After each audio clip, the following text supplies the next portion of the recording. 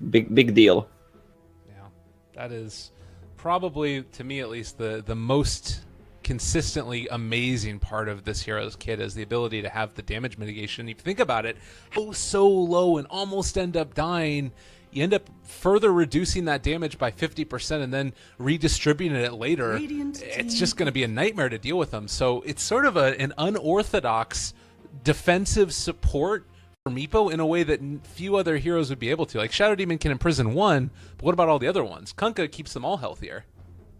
Yeah, if you think about it, like Kunkka is the best partner for Meepo with that ghost ship. I don't see any other heroes that can actually do something with just one spell. Maybe like to help Abaddon, Meepo so much. Ulti with like Aghanims, that'd be the only one, but you need a 4,000 gold item to do that, whereas Kunkka just needs level 6. Yeah. So just one click spell, ship, and that's it. Just deny all the damage. Well, reduce it 50%.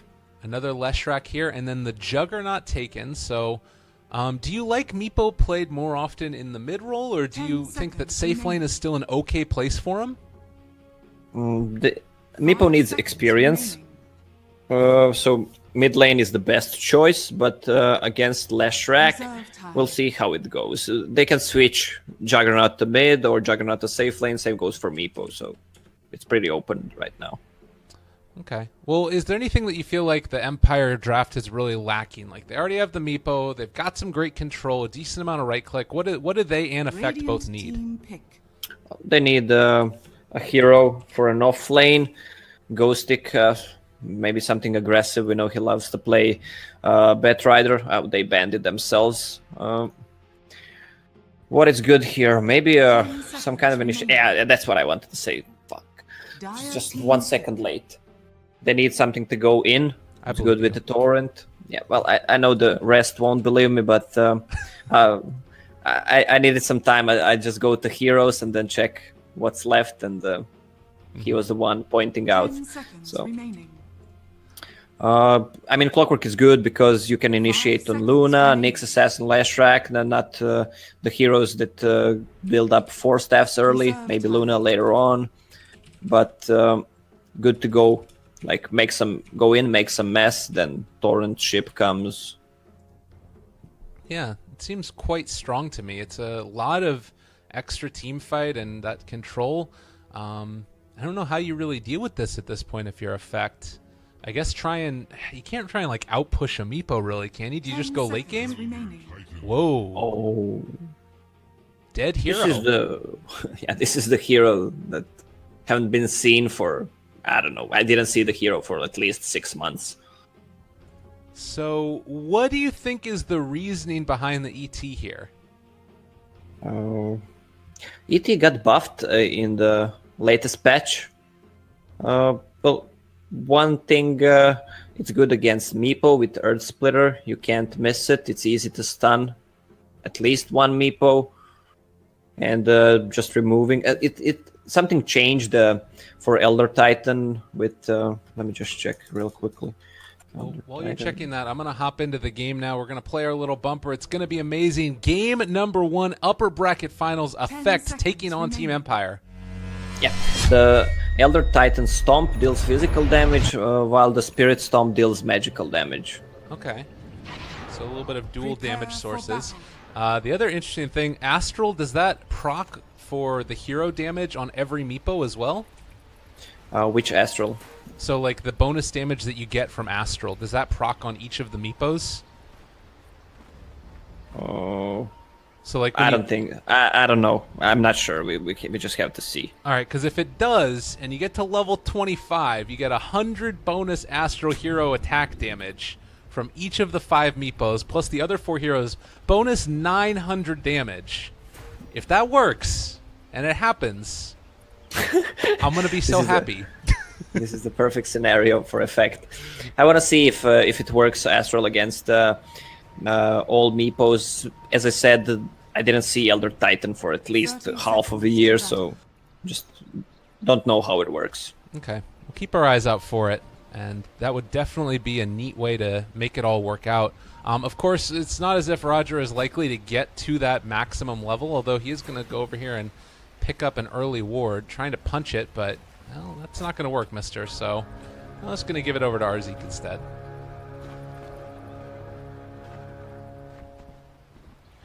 The battle begins. Well, Sashlo, by the way, I did have somebody tell me that I can pronounce it Sashlo and not be an idiot, so that's how I'm going to pronounce it this game, although I might just call him Nyx Assassin again to make you happy. Say again, Sashlo. It can't be Sashlo. The S and the H, it must be Sh. It's Shachlo, probably. Shachlo or Shaklo. Nyx Assassin is going to be down here in this bottom lane.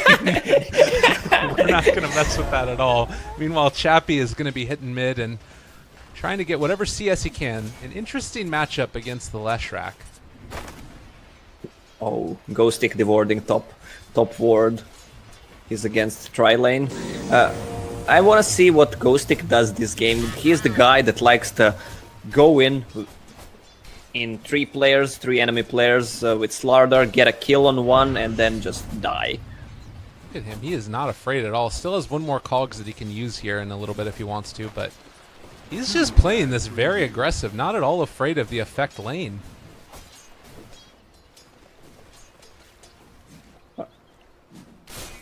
They just pulled the creep wave. He's gonna get early level 2 on that clockwork.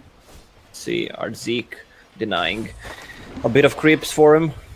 Yeah, doing a good job. He will be able to come back in and soak up at least some of this, so half experience for that range creep. Helps him out a little bit, and it looks like down bottom, you know, this Nyx Assassin still having a good time against the Juggernaut. Mid, Chappie trading off CS with Ninja, and is going to get stunned there for a second. They also have the Diabolic Edict. Chappie maybe in a little bit of trouble here.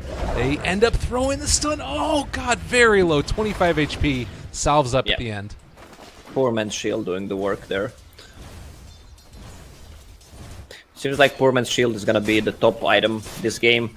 Clockwork has one in quick buy. Oh, Torrent. Yeah, this is gonna be the death of Flash. Where? Oh, in the mid lane. There we go. Thank you very much. He missed the web. Whew, very close. Well, there's the salve. Kunkka making the rotations. So. Okay. We already have 3 Poor Man's Shields up in the game. And maybe one on Clockwork. He's gonna get boots of speed probably first. A lot of heroes just want to make sure that they're able to sustain throughout this harassment. So, in this early level, as we are going to see the assassin get gone on, the combination can come out. That is going to be the Spike Carapace, but should be the first blood here. As No Way Out blocked in by illusions. FN draws it. Of my kind, but first, Yeah, he even brought Illusion Rune. No way to run. FN got the first blood on Juggernaut. Gonna rush for that phase boots. Yeah, it looks like Iron Talon is going to be the choice for Chappie. Pretty soon to build into those treads as well, make his other Meepo quite tanky, and then we're going to, I imagine, is there anything, like, we sometimes see Meepos just try and stick exclusively to the jungle, some try to get early engagements with the gank rotations that you can make. Is there a way that you want to see Chappie play this Meepo in this game? Well, usually Meepo players have one in the forest, just farming, getting the XP that he needs. Ghostic dying, meanwhile, getting some free intelligence for the silencer. Meepo, on the other hand, I'm not a Meepo player, but I only know from what I see. I don't play the hero. Okay, well, we'll have to see which way he wants to try and play it. So far, Jug has been the big winner. It does look like they're going to try and rotate in here and at least use the Shrine. Now, there is no vision of this area right now by the Radiant, and it doesn't look like Effect are going to try and make that movement. No smoke, so no gank. Yep. Clockwork, being level 4, died once, but still, it's worth it. He's getting a lot of levels. A little bit ahead of the Nyx Assassin in terms of those levels at this early stage. Still 1-1 is so far the exchange, and it feels like everything very even, although he needs to be careful. If they end up finding him again with one of those Echo Stomps, could very easily be another kill going back that other directions. There's a Torrent missed, but Arzik is gonna go down. Nice little rotation in. Can they kill off Ghost Stick? They don't have mana yet, but stick charges could be enough to use the Lucent Beam. They throw it out. Miposhka trying to run away, slowed down, but will be right-click to death. Sadoy picks that one up. Yeah, Elder Titan used Stomp offensively on the neutral camp, so he didn't have it when they initiated. That's why Arzik died. Ben just going to get hit again down here. They did end up going for it. Omni Slash down, trying to find that kill. Does still have spin, was silenced off the back of it, and unable to break the South, trying to chase down Slashlow. Who's going to be able to get it? FN. He has a TP. He's gonna TP out. There's a stun. Oh, stun not quite on the mark. Ninja couldn't end up finding it at the end. So Juggernaut makes it back and away. The whole time, this is space for Meepo. Yeah, this is really worth it. Meanwhile, Meepo just farming, and Ghostic feeling comfortable to be on top lane against Luna until she gets level 6. And Elder Titan, he's gonna reach level 6 pretty soon. King R, level 3, is going to come and try and check for the rune. It is an invis, takes it away from Arzik. This could be a nice setup for a kill, depending upon which lane he happens to go in, but you can see that Roger all around the map has also been getting some good vision down. This Observer Ward back behind the tower and one in front. Any rotations to Sazoy are going to be spotted unless it's in a smoke. Well, we'll see how that goes. Oh, Shadow Demon is behind him already, and Rocket coming out just to scout him. He should know something is up. This is not what Clockwork does, just random shoots rocket at your tier 2 tower, bottom tier, yeah, tier 2 actually, and tier 1. You can see right there as well. I think that he had a really good idea of what was happening because the Silencer did spot the Invisor and picked up by King R. Slashlow ran into him in the jungle, so just that little bit of the movement stuttering signals that there is a Shadow Demon there. He pops Spike Carapace and is going to try and back out, but could still get disrupted, and they could go for a combo if they want, although Miposhka's backing out.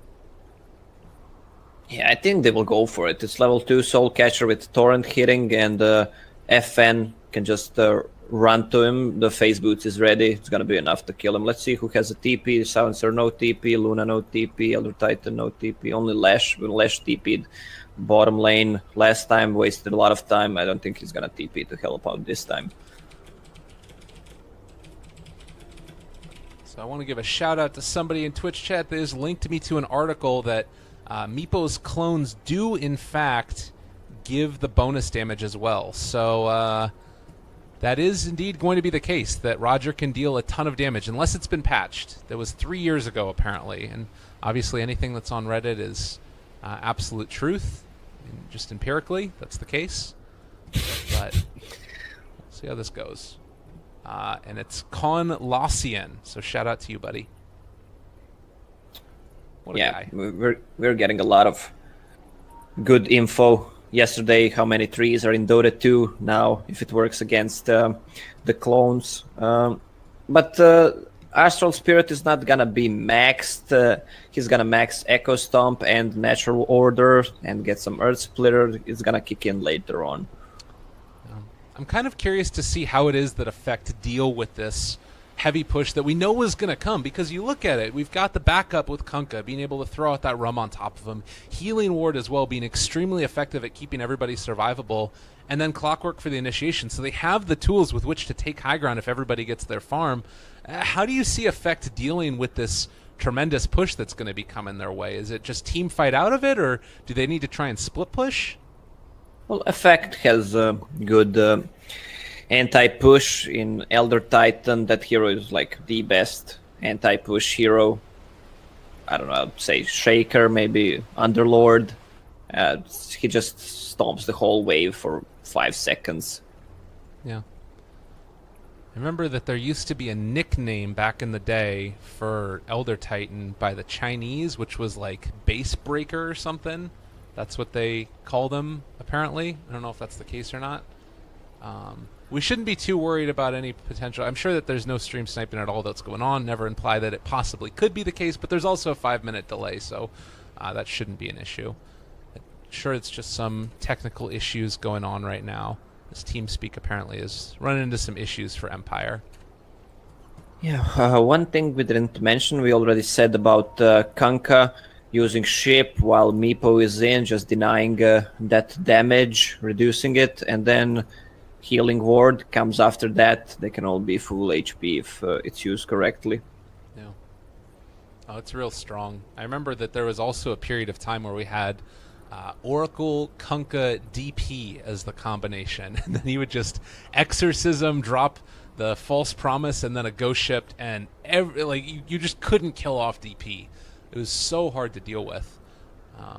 But quite an interesting little combination there. So we'll see if these guys end up coming back soon. There has been really good adminning of this so far, where if you go over time, the admins will force you to keep the game going so you're not into some trouble. But looks like Nick Sesson will just back out. King R not going to be able to chase him down. Yeah, he probably lost him in fog, or just thought that he saw him. But there was no TPs on any other heroes than Lash, so they could have made a go there. 7 minutes in, and Meepo already leading the CS and close to leading the net worth as well. Chappie should have a relatively fine time in this jungle, just keeps on hitting away, and this leaves open Miposhka to take the mid lane. We've seen a lot of this from Kunkka in the past, where you give him space. Most notably for me was Lanham. He would end up building into a Bloodthorn after Armlet. It was really effective.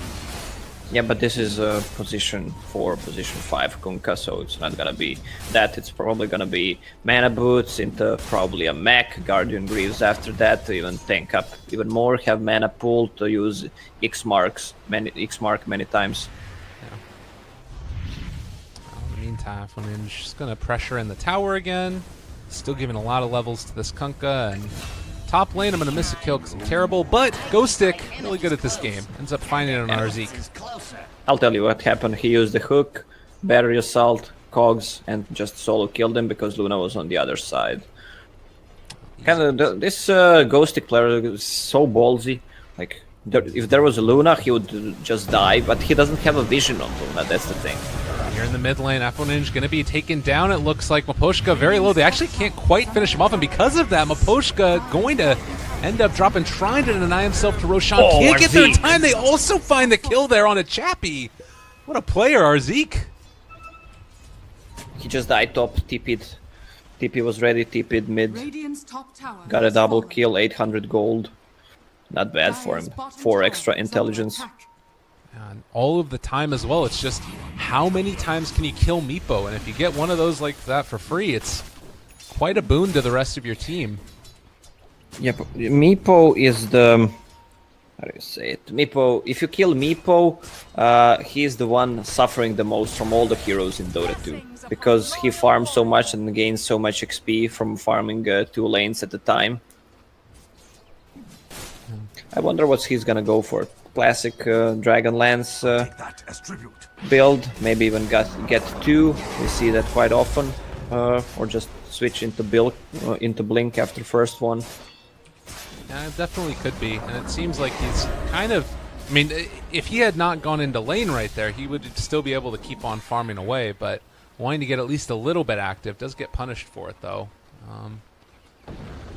But we'll have to see how the next couple of minutes work out. Again, Miposhka going to get an X, does have the Torn and the boat, going to end up throwing it out there. FN, they get the stomp, not going to connect those, so they don't actually throw the ship. Yeah, that's how you play. And I thought they were not gonna go because usually how you initiate with Kunkka is use X-Mark into boat and Torrent after that. But you already know that because Kunkka is your favorite hero. Oh, I do it the other way, but I'm also terrible, so that's fine.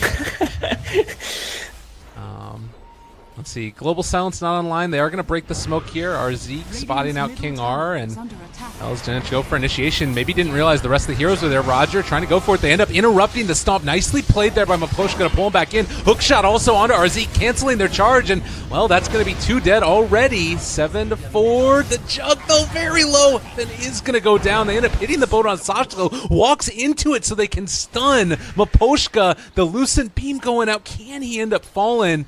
Movement speed advantage for Sashlo, looking for that impale, tries to find it, but not quite going to be there. Maybe they're not going to get him. They're going base.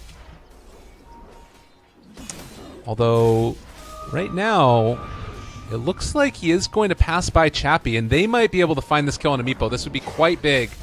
One goes out. They're going to be able to get the Impale. Connects onto one as well, but now they're in a little bit of a sticky situation. They have the Earthbind down, and the chase from FN. They are going to be able to run down Arzik. Cogs, okay, but it is going to be able to catch on to Sashlo. Nice play there. Yeah, this is not a place to fight near enemy shrine when it's ready. They initiated, instant TP comes, they're popping the shrine, you just can't kill anyone there. Well, mid lane is going to be pressured next, and you give away that type of a kill, it's going to start to become a problem. They hook shot in on Apple pushing him out by the Cogs. X marks, pulling him back in, and that is going to be another one going their way. 10-5, and a big lead starting to build. Yeah, Clockwork really doing a good job with those hook initiations. He didn't even miss one so far, and is really close to Blade Mail, which is going to be huge after he picks it up. It's really good against Luna, Ultimate, and Leshrac especially. This Leshrac struggling so hard, only 4k net worth, and has no items. Yeah, and this is a hero that you do really need those items to help you out with survivability and sustainability. This smoke gank, it's feeling kind of bold near another shrine, and they're going to find Chappie here. But Miposhka also runs into them, and suddenly a little bit of a scary spot. They do have the disruption to save him if they want. Not going to catch him with the stomp. The Earth Splitter comes out as well. The boat giving him that little bit of tankability. The smoke gank is going to fail. Yeah, Juggernaut skipped Helm of the Dominator, which we see on pretty much any safe lane hero. He went for Ring of Aquila, which I think it's a little bit of a mistake. If you look at his mana pool right now, it's only 400. So once his ulti gets level 2, he's not gonna have for ulti spin and the healing ward, even if it's full. Yeah. Is there any way to help deal with that? Yeah, you need a magic wand instead of Poor Man's Shield or Quelling Blade at this point. So it gives you 4 stats, gives some extra mana, and you can pop it in the team fight, get some stacks on it, and you're good to go. Alright. Alan, see if he does that or just decides to try and finish off the Manta style. Might get a little bit more towards that. As Chappie, you talked about the double Dragon Lance. He did go that build. Now going back for a Blink Dagger. Wants to have that extra form of initiation. Yep. He's gonna go, Juggernaut's gonna go for that ultimate orb right now. It's kind of a risky build. Once he gets plus 10 stats, it's worth it, but you need to survive. I always love to have a magic wand, especially on Jug. It's either magic wand or Helm of the Dominator. Well, mid lane, more pressure coming out. It does look like their tower is going to go down. And of course, Diabolic Edict maxed out at this point is hard to deal with.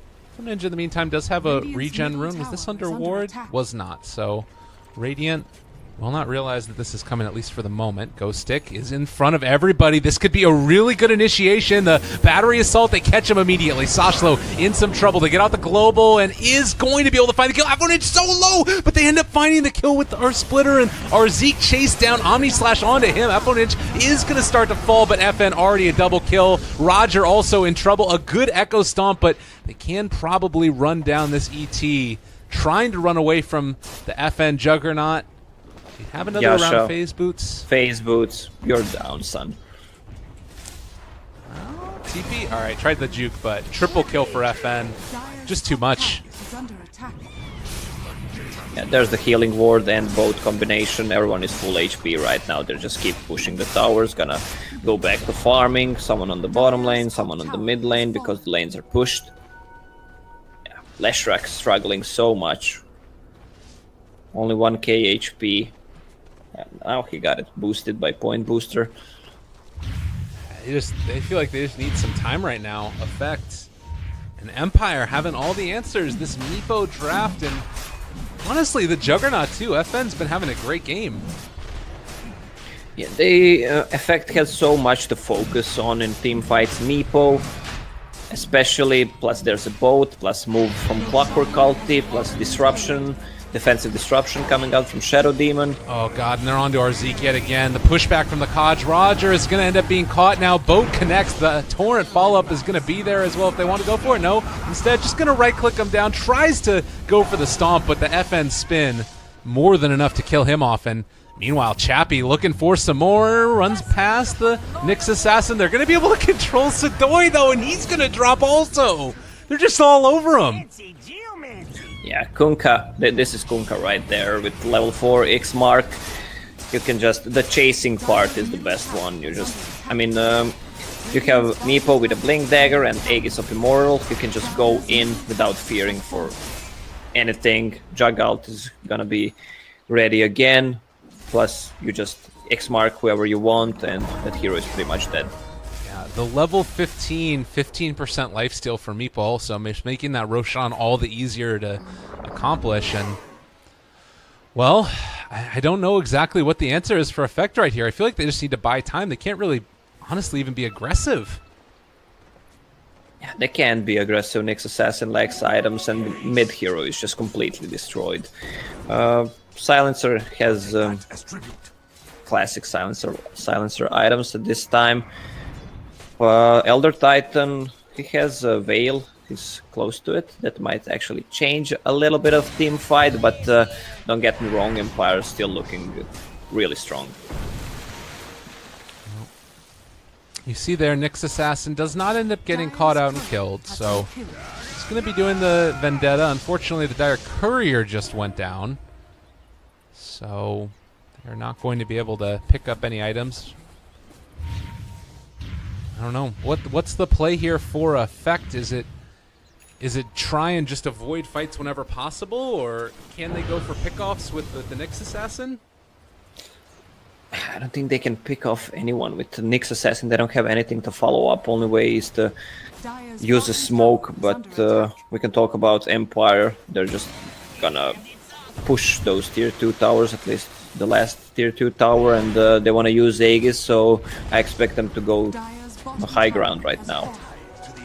Yeah, not a great way to stop him. Arzik, he's got himself a global silence. If maybe Empire oversteps a little bit, then there's a chance for a bit of a punish there, but tier 3 tower under assault.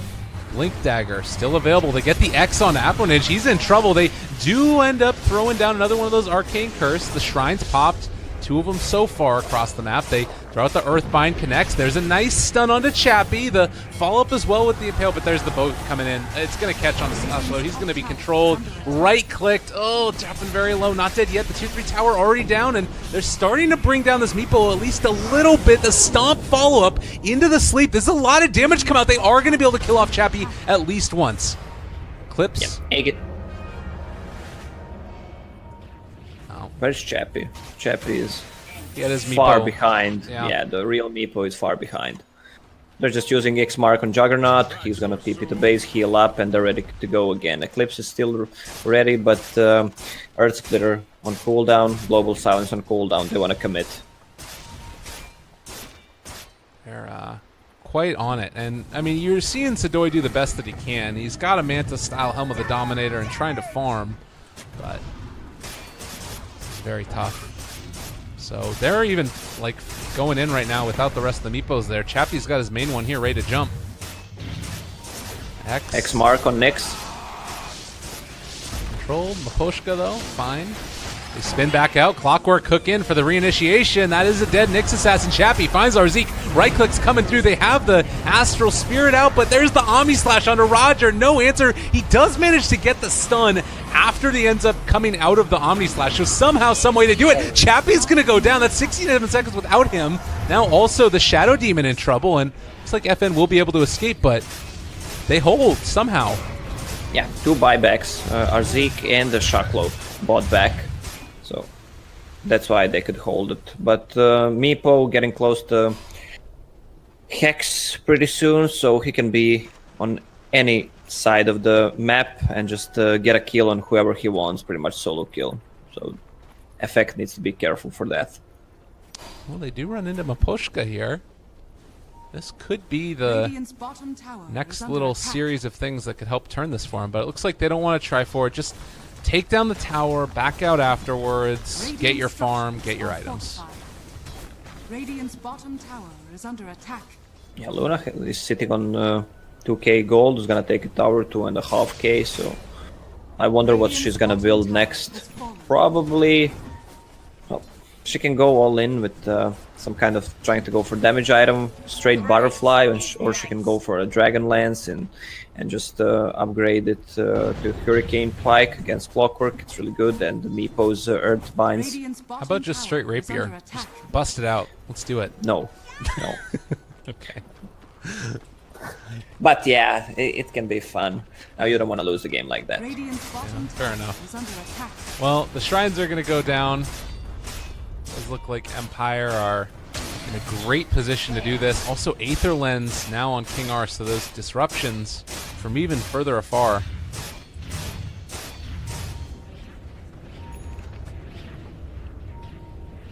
Clockwork has a pipe ready, and all tier 2 towers are down now, plus tier 3, one tier 3, so they just killed the shrine. They actually killed both shrines. Oh yeah, the 40 torrent damage for Kunkka at level 10, it's not bad. Ends up doing 300 now. Yeah, 300 plus 40, that's 350, right? Is it not updated? Wait, what are you saying? What were the words that just came out of your mouth? I'm just kidding. Okay. Damage, it's not upgraded, I think. It's 300. I'll check it out. Okay. Meepo, in the meantime, has ended up picking up his 25 attack speed talent. Didn't end up going back for the evasion. But Hex is done. It's not upgraded, so it's 340 damage. Okay. That was what I was wondering. Some of them have updated and others haven't, so I wasn't sure what the deal was with that. But Yeah, there's a lot of stuff in Dota that still need, let's call it fixing. There's a lot of those small stuff that people actually see, not right away, but as time goes by. yeah, it's fine. Everything's fine. Oh, Juggernaut is building towards BKB. I like it actually, because he can go in, hit the racks. Everything is pretty much magical damage besides Luna, right clicks, and Diabolic Edict from Leshrac. We've seen a lot of this, by the way. Kunkka ends up going for the pipe as well as the Clockwork having it. So the double pipe strat makes sense against the Lesh. Yeah, we've seen that quite often. Before it didn't stack, but now, I mean, you can use it and then use it again. So it's good, especially with those heavy magic damage dealing lineups. Well, the Nyx Assassin there tried to mess a little bit with the Juggernaut. Unfortunately, Juggernaut ended up having a bit of backup, so it looks like he canceled his TP of FN, possibly, and that's why he ended up going for that Impale. But Meepo makes him pay.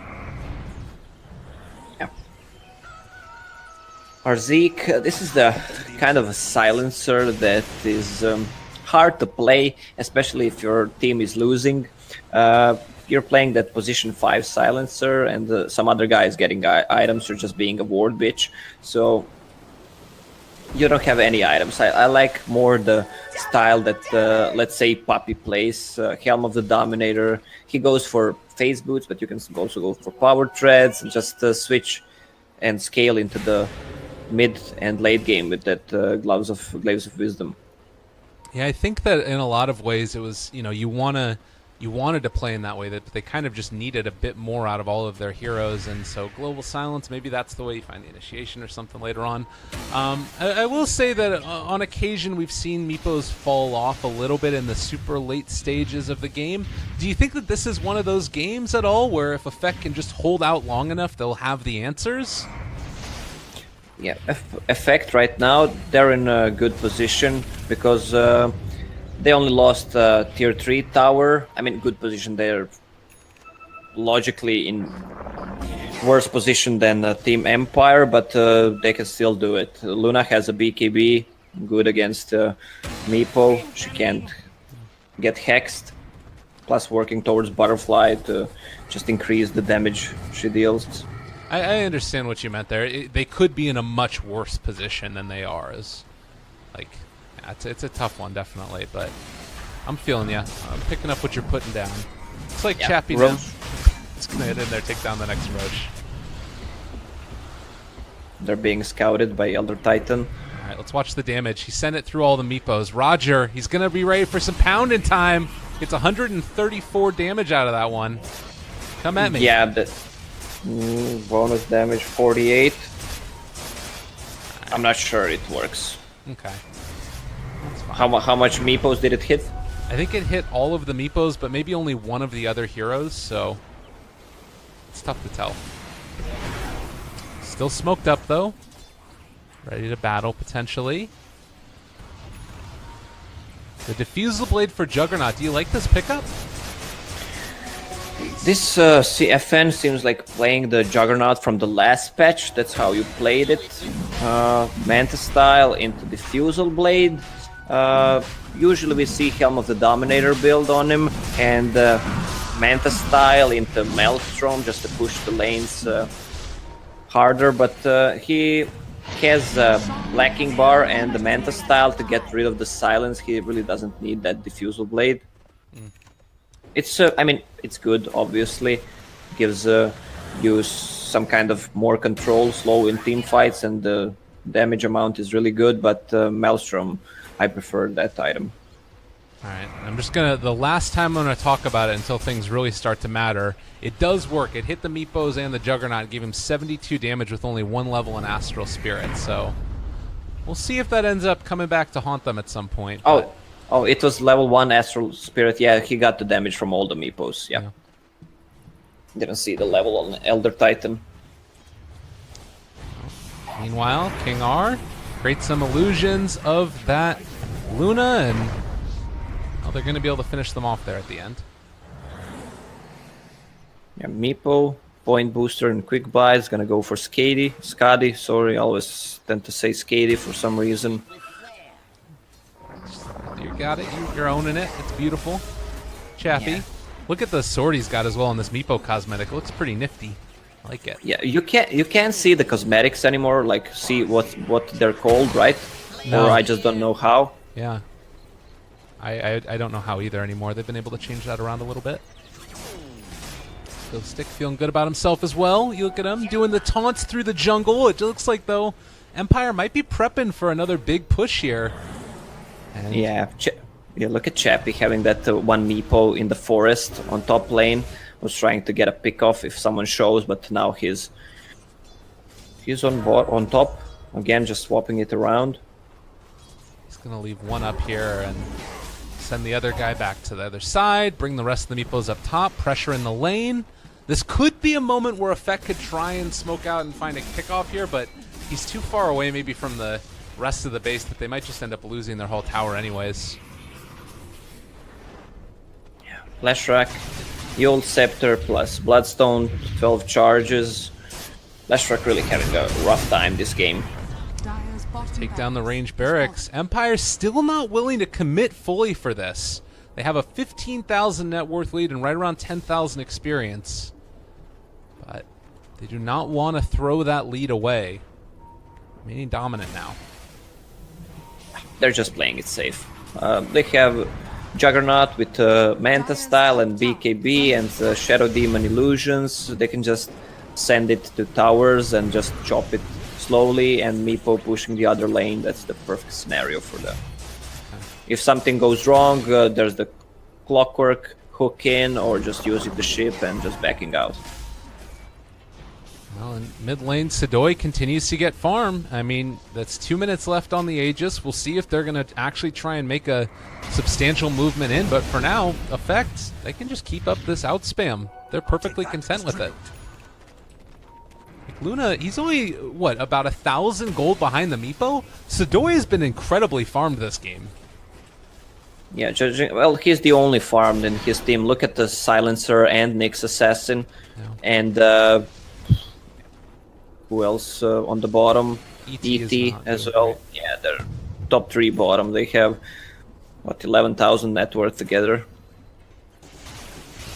Alright, well, Maybe finally setting up for the hit. Chappie jumps in, finds Sadoy, lulled them into a false sense of security. Global Silence comes out as well. Going to be able to catch them, stunned up for the moment, possibly. Chappie dropping a big hook shot in, though, is going to be able to contain Arzik and Sadoy, and trying to turn on to them. FN, big, large, and in charge, takes down Afro Ninja. And Ghostic is just going to be able to walk out and away from this one, I do believe. Sashalo goes for initiation, gets X-Mark back in. Chappie has jumped forward. Roger gone. Oh, and that's 3 dead with no buyback. Still very low respawn times, but they've already lost barracks. Yeah, Hex is ready on Meepo again. He's gonna initiate on Luna. All right, there's the jump or in. Silencer. Finds our Zeke, why not? There's a couple more of those coming out. They have the Eclipse, but the nice catch. Chappie is going to get Yule Sceptered up, but that means none of the Eclipse damage was going on to him. They still do find that kill. Currently, Meepo, the real one, is actually right there. So this is going to be the one that they jump upon. There is the Earthbind going down onto Afro Ninja. Chappie is dropping a little bit lower, but all of these Meepos are still very tanky. They disrupt one. Sadoy now maybe going to get turned upon. Can they bring him down? They are going to be able to find that kill, but FN maybe too much to deal with as they get a wicked 6 streak on him. Roger trying to back out and away, TPing out. They're going to buy back on Meepo, come back in. They smell blood. They want to take him down. Chappie kills off the Nyx assassin in the end here, as that is 28-9, 2 lanes of barracks, and everybody is still very healthy. Empire just getting those kills. Luna buying back, Meepo buying back as well. Now Luna's gonna go down. Also, where's that purge? Where's that purge? He wants it, but can't quite get it. Still, GG gets called as Chappie a little bit too strong for effect. Dire's top tower is falling. Yeah, that's why they pick it in the first phase. I'm surprised the effect didn't ban it, because Chappie loves to play Meepo, and well, maybe they didn't expect them to pick it in the first phase because they had some kind of a plan to counter it. Obviously they didn't, but well, maybe they had.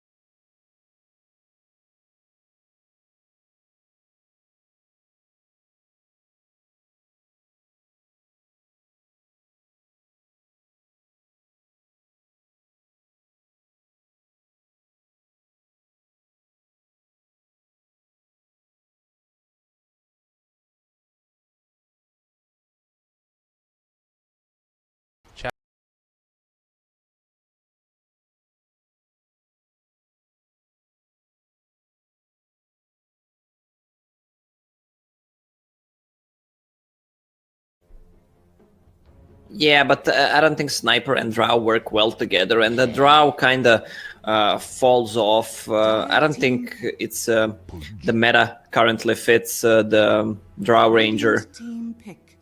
Oh, there's the Pudge. They needed something against Sniper, so this is the hero. This is the other big one that Mapushka's been playing a lot. Excuse me, what am I talking about? This is Effect that took it, so I'm just silly. But we'll end up seeing, I believe it's Roger that plays the Pudge, if I'm not mistaken. Ogre Magi going to get taken now as well. We don't have the obnoxious pulls that Pudge was able to do for a long time, but he's still an incredibly strong hero. 10 seconds remaining. Yeah, the Roger will be the one playing it. Roger, kind of, I see Roger a lot in my pub games. He's the guy that I saw before that will make it into a pro scene, and he really made it. The guy is really skilled. Yeah. Kind of is cool to see those players make the transition, and this Effect team has been together for a long time too. Legion Commander now taken, so Effect reaching into their bag of tricks, pulling out a couple things here as well. Not bad. I'm liking what I'm seeing so far. What do you think is the role of the Legion Commander in this game here? obviously an offlane, but jokes aside, Shadow Demon, well, they might go for 10 something like seconds Naga Siren or Terror Blade, and maybe that's why they picked it. They want to 5 seconds remaining. be safe to clear all those illusions with overwhelming odds. Plus, it's good to have Legion Commander. They lacked something like a good initiation in the last lineup, so they go in with Legion Commander, pop a global Dire silence, back. pretty much secure kill, secure damage from duel for Legion Commander.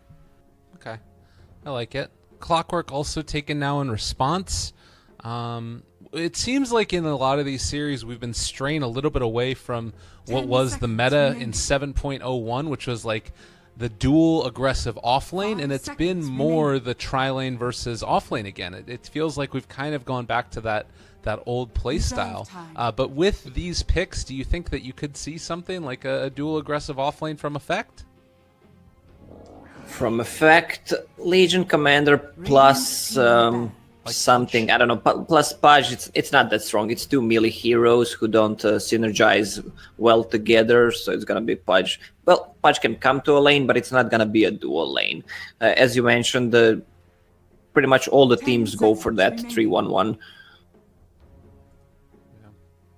5 seconds remaining. We'll see where they end up sticking everybody. What Pudge is going to do. Mid laner, potentially time. still to get picked for Effect. They ban out the Ember, which would have been a Radiant nice combo team with the pick. Pudge there. But Empire, where are they going to go? Jug? Just take it again?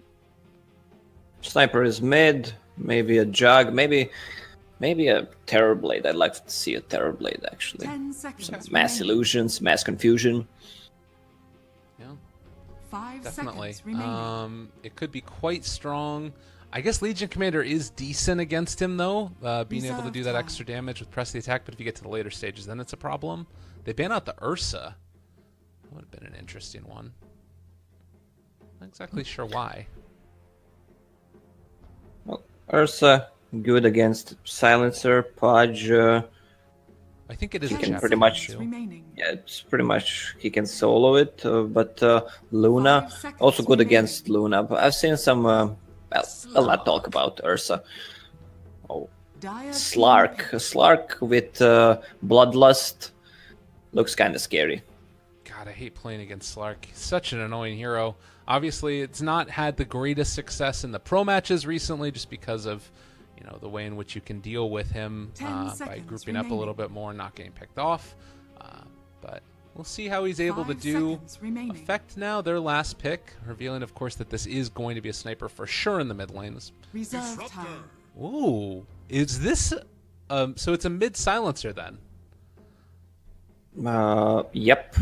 Do you like It is. this decision? Silencer against the Sniper. Sniper has a big range. Silencer can't really harass him, and if he tries to go for it, it's just gonna be pretty much farming on the mid lane. Ogre Magi and Pudge trying to get a kill, probably. But Disruptor against Slark is really good. That they needed some extra silence, extra control for the heroes.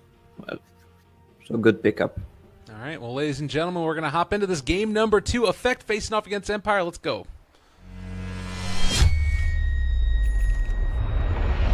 Well, that video is so pretty every time we get to see it. And, of course, Prepare for have battle. fun is the call from Ninja. It's just... Yeah, Is playing against the mid lane silencer annoying? it is. It's a strong hero. We casted the game yesterday. Can't remember who was playing it.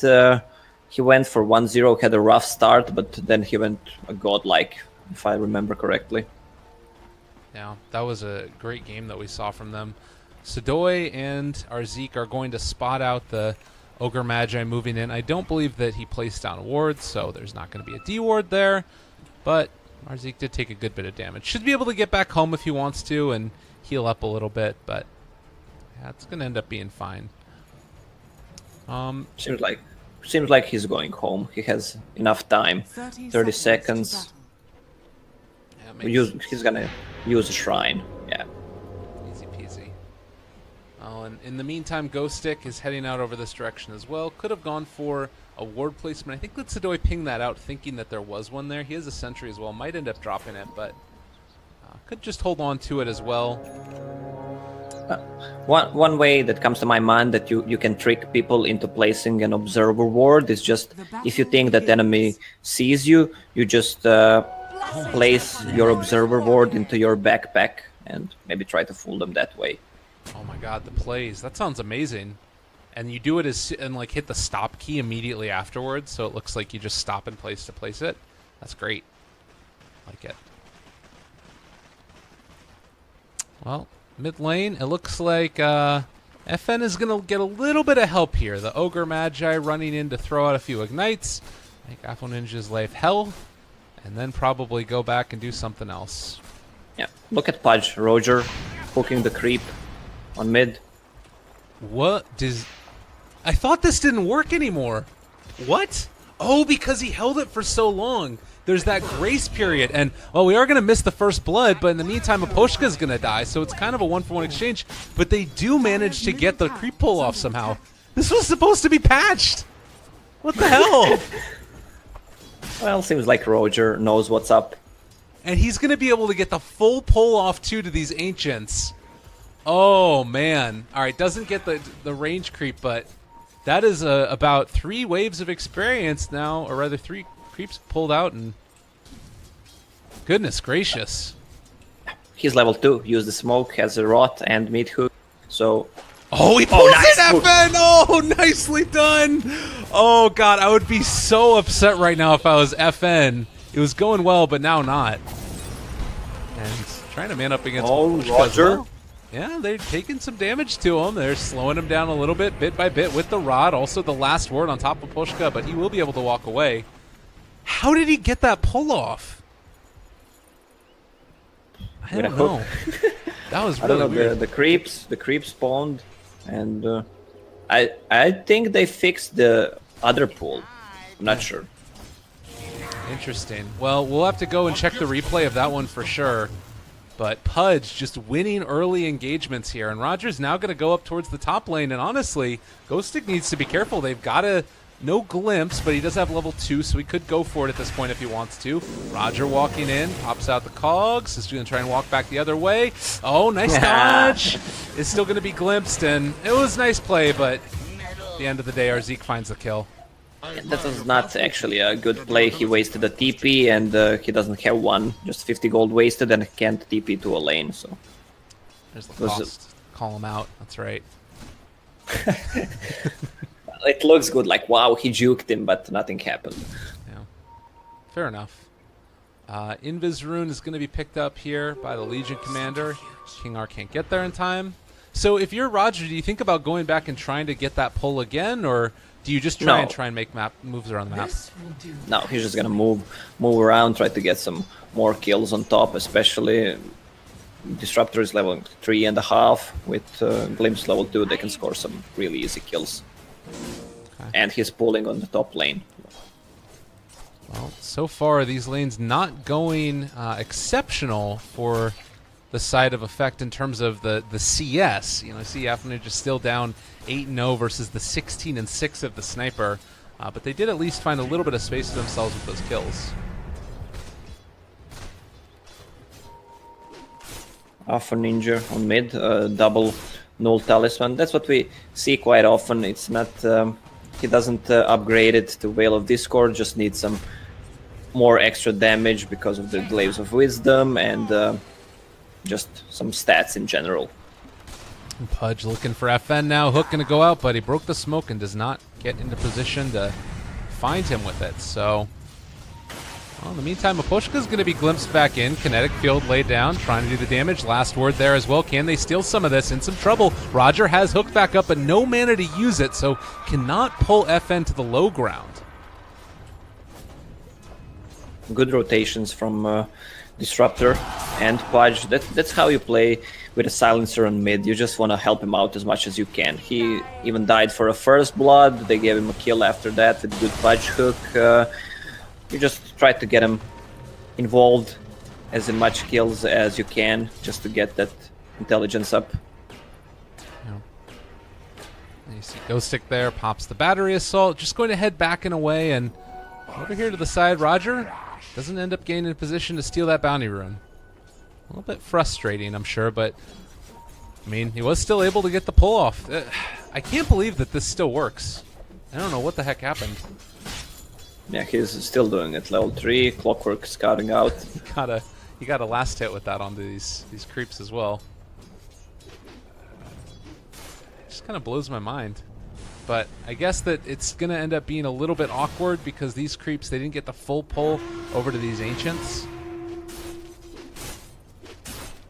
Yeah. Legion Commander being level 4. Slark and Luna both free farming, having the same CS. Ours. Yeah. That is really in a pretty good position for them there. Ghost Stick, he's going to be able to get a couple more of these.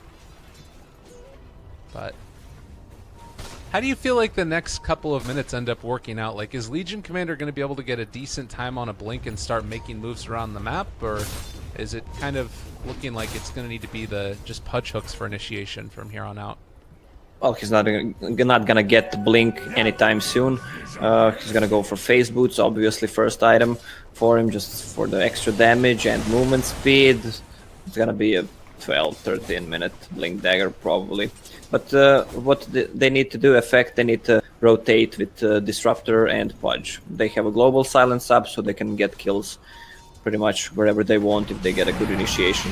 Scary moment right here. Roger, they did spot out that ward place, trying to turn to FN, see if they can find the kill. Sashla shows up as well. They are going to be able to get the slow, find that one. Arzik also in the area, so 2 supports facing off against 3 heroes. They're body blocking, but they do finally find that duel onto King R. And, well, a glimpse back in, trying to pull in Mafoshka. In some trouble, possibly. Roger slowing him down with the Rot. Sashlo, obviously, too far away from having another duel, but they will get that kill as well.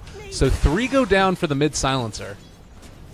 Yeah, silencer was out of mana to cast global silence, but still a decent trade. It would be better if he was the one who survived and got all the intelligence up from the 3 kills, but still decent. Now the Shrine, it does look like Effect are going to try and go back in for another round of this, and FN needs to be careful. He does have his level 6 though, so Assassinate being there helps him out a bit. Clockwork hit level 6, they just smoked. They want to make some action. Alright. Watch for the hook to save Apple Ninja, as they are going to be able to go in for this one. The glimpse back out and away, and they are going to hook him out. Assassinate still there, and some trouble. Global, nice play there to make sure that the Assassinate doesn't kill him. Can he get away from vision in time, though? He's out of it. They are going to try and drop down more. Roger is going to fall, but they keep alive that silencer. There's a kind of late hook disruption. I mean, a glimpse used on a Clockwork. You should just hook him out instantly, and everything should be fine. The global wouldn't even be needed there. Hunter does have another hook here if they want to go for it, but they've been able to keep the silencer just mid and fine and dandy. There's just been a lot of rotations into this mid lane, and I feel like the big winner here is going to be this Slark down in the bottom lane, left completely alone. Yeah, him and Luna just free farming completely. Luna having the Helm of Dominator completed, got that Alpha Wolf. Meanwhile, Slark went for Ring of Basilius, infused raindrops. Well, kinda what we see from other players, Slark players, they tend to go for either Aquila or infused raindrops. They don't buy both. Oh, they pull him back in over here also. Yeah, that's an interesting one. So what do you he's just going to settle for the Bassi at this point, though? Oh, no, he has the full Aquila coming out to him. Yeah. Well, I mean, raindrops is not that expensive, but with Ring of Aquila, you have enough mana regen, mana sustain just to be in the forest and leave the lane for someone else. Okay. Well, we'll see if he's able to maybe get... I guess he's going to have a Shadow Blade soon, and that keeps him a little bit tankier. Make sure that he doesn't die. But yeah. Meantime, Roger down here trying to set up for a gank. They are going to get spotted out by the Rocket Flare going over, and I have a feeling that nobody is going to end up trying to come and contest them. Radiant's bottom tower is under Ghost attack. Stick is maybe setting up here. Pops his Mango. Do also have Ogre walking in, and there's the hook shot onto Roger. They are going to try and kill off these cogs, just walking away. Nothing doing for them. And Sashlo face boots. Ogre is in trouble. Nah. I want to go for it. If you look at the lineup of effect, something I noticed, it's called the plus strategy. Oh, good disruption. Yeah, they pull him back. Yeah, he's going to be fine. Yep. Let's get back to plus strategy. You have Pudge who gets bonus strength from Flash Heap. You have Silencer who steals intelligence. You have Legion Commander who gets the dual damage. Okay. Well, I missed that one, but it's fine. Hook shot in. Easy peasy kill. Let's try and solve some audio issues that are going on, but it sounds like everything is fixed at this point. And Sadoy just going to be able to go down here, get a little bit more farm as Chappie is maybe finally going to be contested. At least a little bit, but he's already level 11. Yeah, Slark talent trees are really good. Lifesteal, plus 15 agility. Yeah, then you can go for whatever you want. Attack speed or cooldown reduction. And the 25 talent trees also you can go for whatever you want. Both are really good. Yeah. I was wondering if we might have seen him go for something like a Midas in this game, just because he's been left so completely alone. But I guess Chappie feeling like he has to get active early on. Now a bit of a smoke-on-smoke play. Roger might be the one to break it. Empire, King R is there. He's down in the river. A little bit of an awkward situation for him. Chappie is there as well. They throw out the glimpse to try and get him backing away. And Static Storm dropped a little bit off the mark there. I think Effect just need to back now. Yeah, exactly. Missed spells, you need to go back. Ooh, they're sticking around.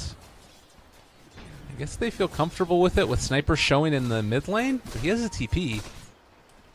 Yeah, but the global is up. That's why I guess they still think they can fight. Hook shot in. Focus in. On to Sadoy. They get out the global. Can hook him back out. They actually connect onto Maposhka over here. And King R is going to get dueled up and brought down. Chappie jumps away, but they kill off Maposhka as well. FN has TP'd in. Can they find anything else? Everybody dropping very low. They have an assassinate, but not going to use it yet. Roger's still being pinged out, and they're all going to TP back home. Legion Commander went for safer damage, but there was an option to kill the Slark, actually, if he dueled him. Global Silence was... There was still affected by Global Silence. Well, it looks like they are just going to secure this Tier 1 tower, and well, that is the first Tier 1 tower taken across the map, even though there's been a decent chunk of damage dealt to the Radiant offlane. Ogre, level 5, kind of struggling to get level 6, just went top to get some XP. Has a Bloodlust maxed, which is good, with Sniper of course, and Slark in the team. Yeah. Quite helpful to throw that down. Meanwhile, Legion, it's not often that we see Legions pick up a couple of dual damage this early on in the game. I feel like normally pro players are able to play around that duel fairly effectively, particularly before Blink Dagger. Yeah, but it was easier with Global Silence up and some good hooks. He got plus 20 damage. He's gonna have Blink Dagger in 250 gold, which is still fine.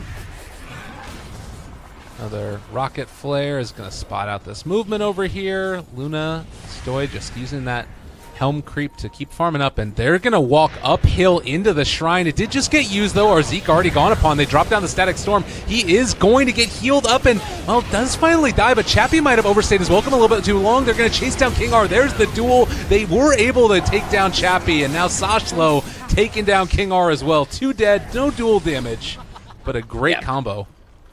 Legion Commander went for the kill this time instead of the damage. Still good. Slark died for Disruptor plus Shadow Demon. Effect really looks promising this game. I mean, Slark just got his Shadow Blade up. You need to make something happen, but he got killed instead. It's gonna cost him a lot. Definitely. Well, Luna just picks up that Illusion Rune as well, so might be time to try and pressure this. They drop a Sentry Ward as the Observer is placed. Oh, that's gotta hurt. And oh, now the tower going to drop at least a little bit.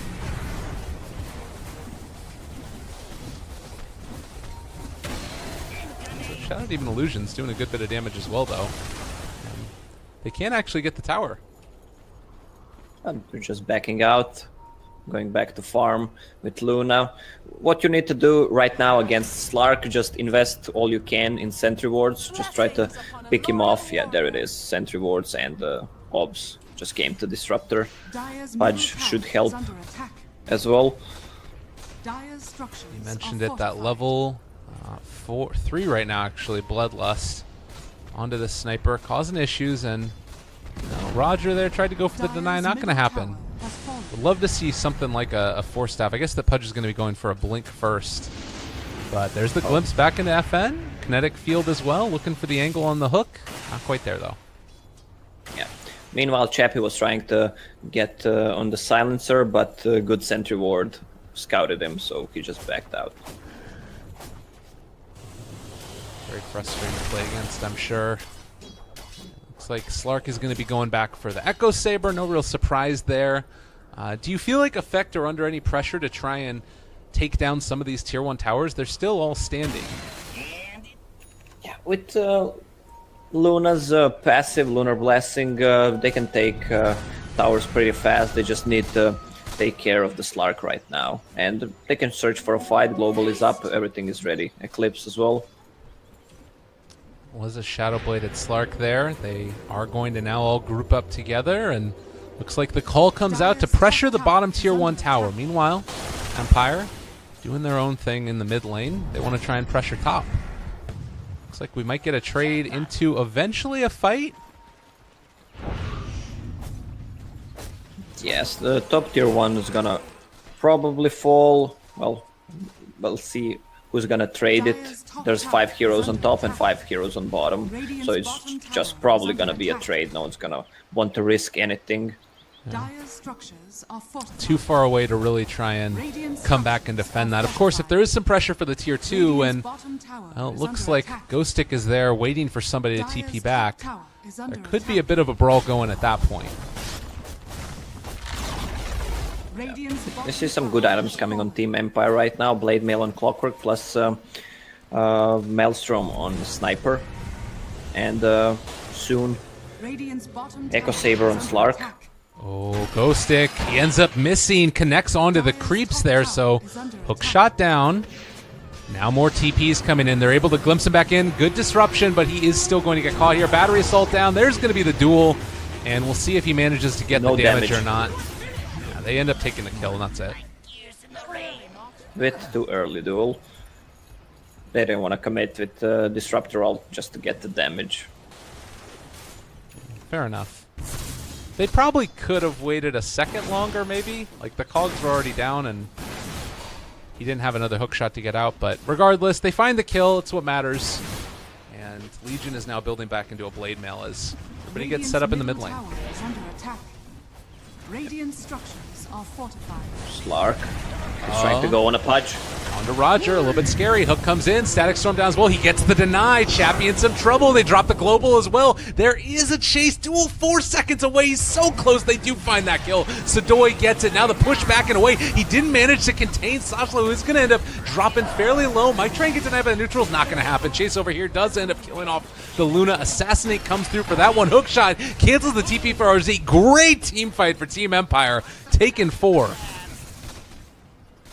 Effect needs to take care of that sniper somehow. He's dealing so much damage in the team fights with Bloodlust. I mean, they killed the Slark, but everyone else got killed off. So, and he is working towards BKB, which is smart choice, because after the global silence is popped, he's just gonna use a BKB, use a shrapnel on enemy team, maybe 2-3 charges, and just deal a lot of damage. Well, we have a little bit of a game on our hands, it looks like. Empire, after being behind pretty significantly net worth, are now going to be ahead in terms of, or rather, in terms of experience they were behind, are now ahead in net worth and only slightly behind in experience. So, very interesting game so far. Slark kind of fell off his top 3 net worth, but once Legion gets a Blade Mail, it's gonna be pain in the ass to play Slark. he should consider going for Lincoln Sphere. He can't get sent back by Glimpse and can't get dueled. Oh, all right, they found him. They're on top of him there. Kinetic field as well, just to keep him in place, but there's not a chance here that Legion would try and jump that guy. He might have thought about it for a second, actually, but does not decide to go for it in the end. Well, Sidoi has the mid still again, Helm of the Dominator, now going back for an early BKB. BKB, good choice against Clockwork, against that shrapnel damage, Ogre, and Slark as well. You can just pop a BKB if he tries to go on you with a Pounce. It's a more safe play. Alright. Global's back up now. We're ready to go. Blade Mail's still only about 500 gold away. Chappie is going to try and go for another initiation. It's the exact same spot where he ended up getting spotted slightly earlier, so need to be careful about this. Looks like it's going to be movement towards the top tier 1 tower with everything up for effect. Well, we didn't mention Clockwork doing such a good job. It's the little things you kind of notice later. All those rocket flares he's using just to scout. He's not using it to farm, to split push. He's just using it to scout so the Sniper and Slark can farm safely. Really good movement and good recognition too of just like where they are on the map, understanding that there's a ton of vision, not just the flares but also shrapnel at this point for FN, so they are not getting pulled into team fights they don't want to take, and the early effectiveness that we saw from Roger on this Pudge has been really mitigated over the past couple of minutes. Yeah, we didn't see any hooks coming out from him in the past like 5 to 10 minutes. There was no much action, or he was the one who was killed first. He's getting closer to that blink dagger, so that might be the moment when you have an ability to sort of switch over into the next gear for him. Sidoi in the meantime also very close to the BKB. We have the Afroninge Hurricane Pike to get away from any of those Clockwork initiations.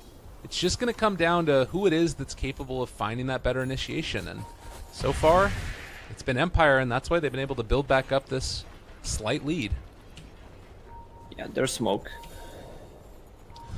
Oh, scary moments. Oh, Sidoi jumped upon right at the start, has the mid style, pops it out. A good ulti, but FN has already popped his BKB. Silent there, he is going to end up going down. A really nice catch with the Blade Mail reveal onto the Ghost Stick Clockwork as well. Roger containing him, and King R also in a little bit of trouble. So it's so low and is going to be able to walk away from this. 24 HP. The only one left out and away is going to be the Slark. Afro Ninja jumps up to the high ground, throws down the Arcane Curse, but it does not look like they will yet be able to control Chappie. His Shadow Blade low. They actually find him. The clip's back. Oh, they somehow managed to control him there and is going to be able to pounce out. So Chappie still alive, but that was a close one. Yeah, Afroninge dealing so much damage in that fight, plus good initiation on Shaklo. It looked promising for Empire with BKB being popped on the Sniper, but he just went in with the Blade Mail, just pretty much solo killed the Sniper. Great play indeed, and now it's this scary moment where if you're Empire, swing back and forth, you give a bit more damage away. This Legion commander as well. I don't know. Oh, hook shot in? I don't know if this is going to work too well. They hook him out, and they do have a blink forward if they wanted to go for it. Instead, they glimpse him back. Now they want to go. And there it is. Nice try. Plus damage, plus intelligence, plus strength for Pudge.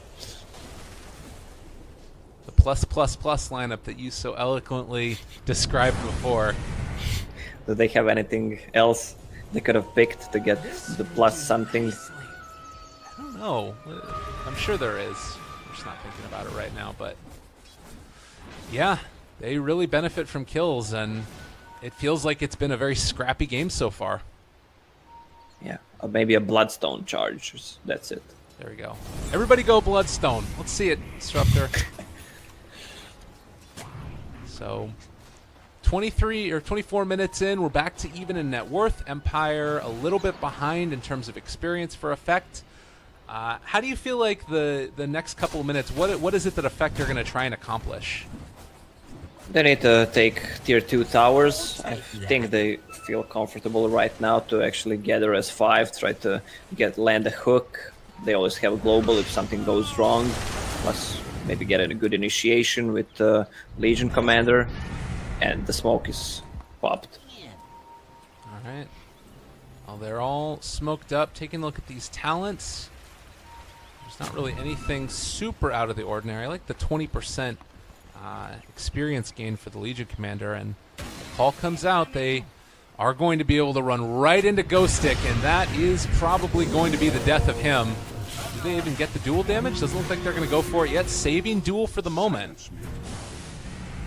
Yeah, they thought there might actually be a fight going on, so he saved it. Radiant's middle tower is under attack. Not often you see Legion Commanders save duels, but like you said, in this instance, the threat of it means that they can go back in now and try and secure Roshan. It's gonna go down super fast with Luna, Silencer, just right-clicking plus Alpha Wolf. It's great. I don't think Empire knows how fast it can go down. Yeah, and they can't even really run in because that duel is still there. It does end up dropping, and Aegis there on Sidoi, jumping forward. Chappie in some trouble. They got the playmill. The disruption to pull him out almost saves his life. All right, that was a close one, Arzik. But nonetheless, Roger, he's going to drop Sidoi. Catch on to FN. There's going to be the glimpse. The counter initiation is there. They killed off Apple Ninja. That's a lot of gold going back their way. Sidoi already dropping low. I don't know why they went back in for this play. And, well, Duel is going to be on cooldown for another 30 seconds. Sidoi getting initiated upon as well. Pops his BKB, turns to fight. And Eclipse not really hitting onto too many heroes. They can't even get the glimpse back at this point. So they're having forced to be turned to run. He was out of mana for the glimpse, and he ends up paying with his life. Arzik not able to do it. Looks so promising for Team Effect. They killed the Slark before he got anything off. He just popped the BKB, and the Legion Commander just insta-dueled him and just killed him right there. And Pudge went in, then they just started the feed with kills. It was really not necessary for Team Effect. It's It's really frustrating, I'm sure. Oh, we're going to have to see now, because this game that keeps on going back and forth. Effect one game away from elimination from DAC, and Empire one game away from securing themselves to the grand finals. I like this play as well by Sidoi, sending in his illusions to clear out the enemy jungle, gain just a bit more of that net worth going their direction. Yeah, he's 2k above Sniper. And Slark is also kind of struggling. 12k net worth.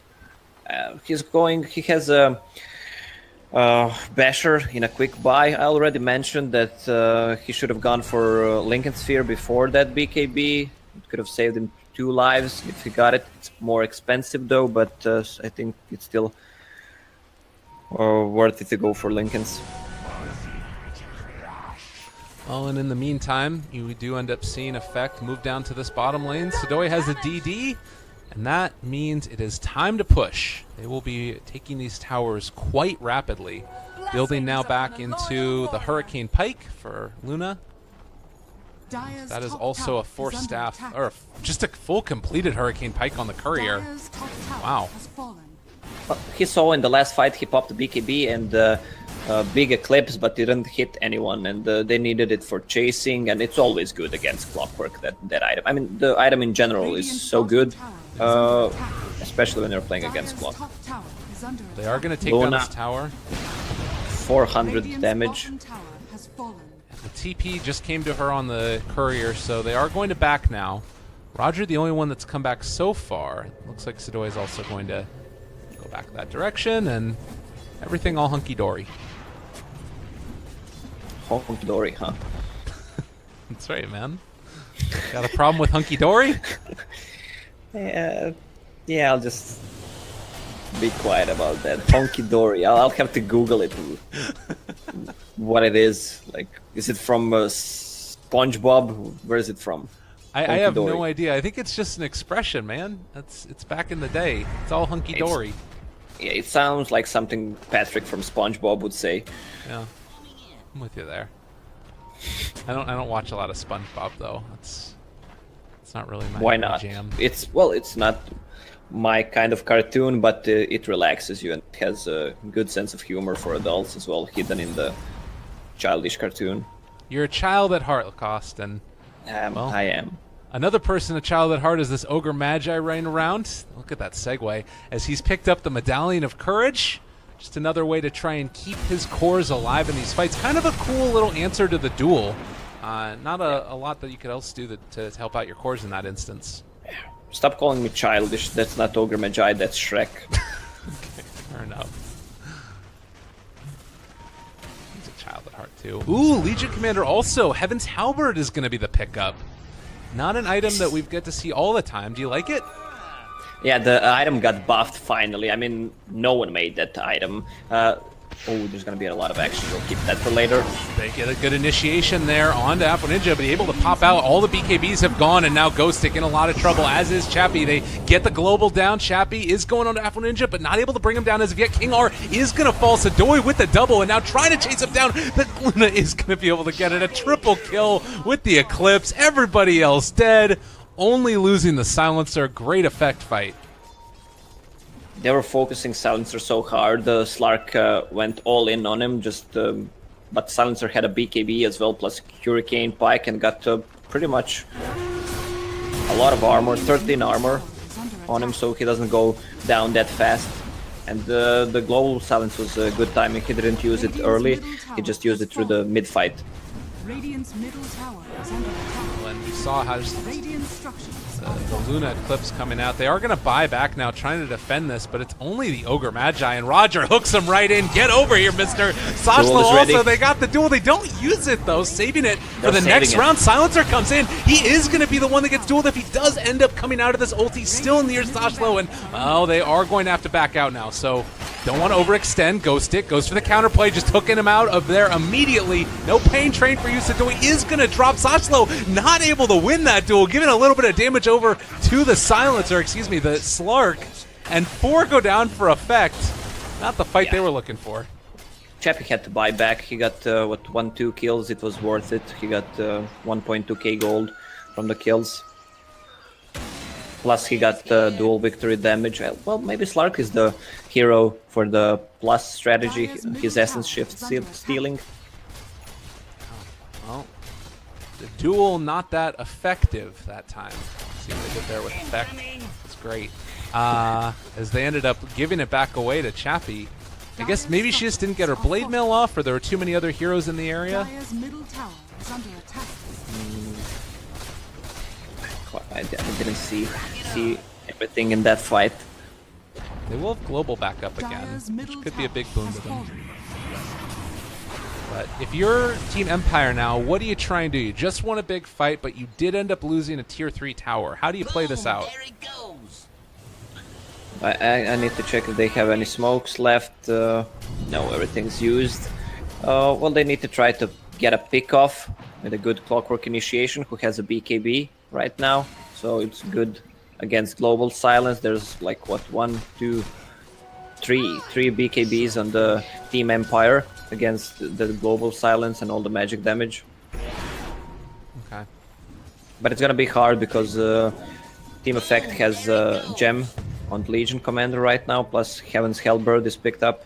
That's the item we started talking about. It got buffed 5.5 seconds disarm on a Sniper. That's plus evasion is really good. Yeah. Of course, he has a BKB, so that can mitigate it, but if you manage to get it after the fact. Yeah. Here's the movement. Effect. Do they spot out these heroes? They don't quite find them, and well, maybe they can get Chappie. There was the jump forward duel, not going to be there.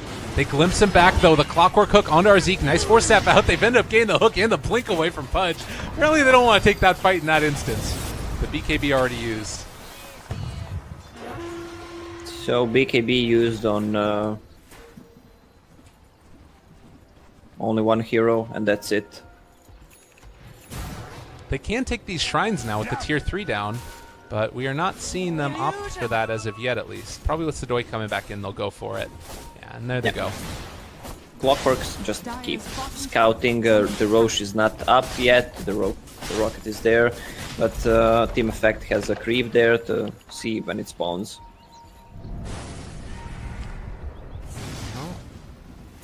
Chappie again leading the charge. Mjolnir on top of him, and they... Oh, this might be big. Oh, God, they found him already at the start. Chappie looking for more. They go for the BKB, and, well, not duel, because guess what? They're going to be able to control for the moment. Roger trying to pull him out. They are going to drop the global, but Sashlo already solo. He is going to go down. Double kill for Chappie. Now maybe in some more trouble. Roger trying to bring him down to get the hook, and they're able to finally find the kill. Sadoy with the Lucent Bean. Pick that one up. Now looking for more. They have the ulti onto him, and FN really going to start to ramp up the damage here. Apple Ninja is going to die. Now buybacks abound. Can they get anything else out of this? Nice hook back in by Roger. King Argus going to try and disrupt himself, but they found Mapochka with the blade mail and the duel, picking up damage and a gem. Yeah, 2 buybacks, a silencer and the Legion Commander. They need to make something happen out of it. Go for mid-Raxus. Let me check who has buyback status. No one has a buyback besides Sniper.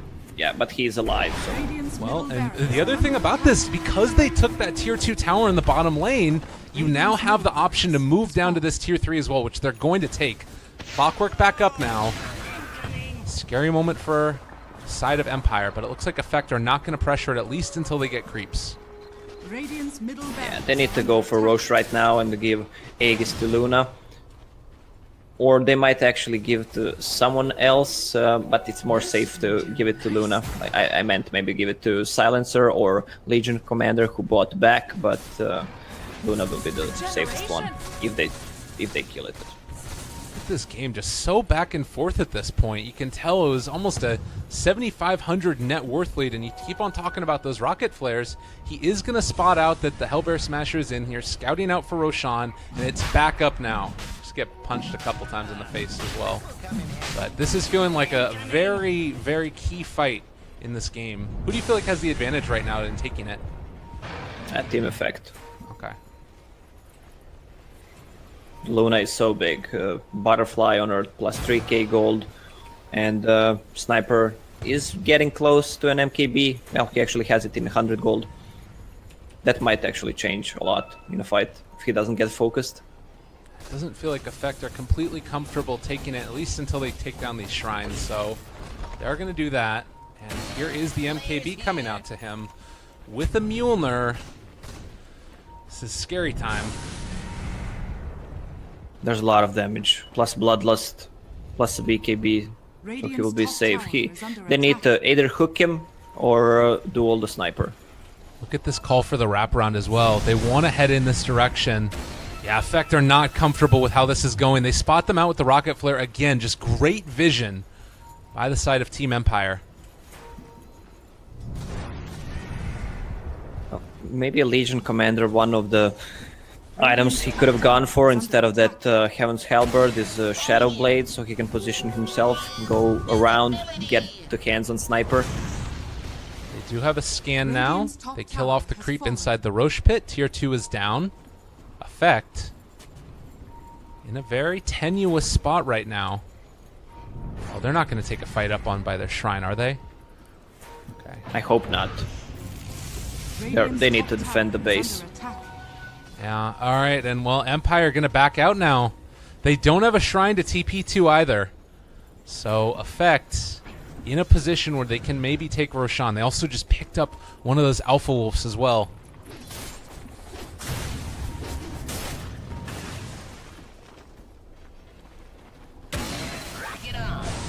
Effect on the verge of elimination. They would love to be able to pick up a free Roshan here, but they're still not completely comfortable going in.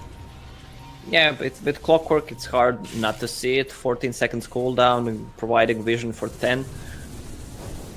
These vision, the wards down as well. They are going to be able to spot out that movement at least. And another ward over here. This one might go unnoticed, although Chappie will be able to see that he's being revealed.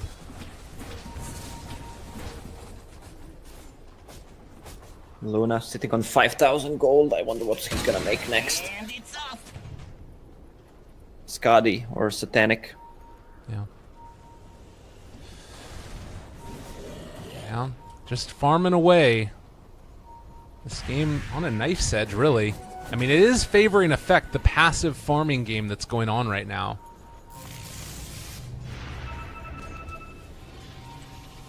No buybacks on the side of Team Empire besides Slark. And they're getting closer to the gold needed. No matter what, Silencer is not going to have his for another 2 minutes, as is the Legion. But we'll have to see how this goes. Chappie going to run into Sidoi. This is not the fight. He is going to pick up the Arcane Rune. Very bold. Jumps out and away. Is going to get glimpsed back in. Okay, pops the BKB and the ulti. Not going to have this for this next fight, though. Yeah, it's time to go for Rosh right now. There's no Slark ult nor BKB. All right, lag, apparently. Empire looking like they're just going to back out, at least for now. They do still have Rocket. They still have Hookshot in 20 seconds.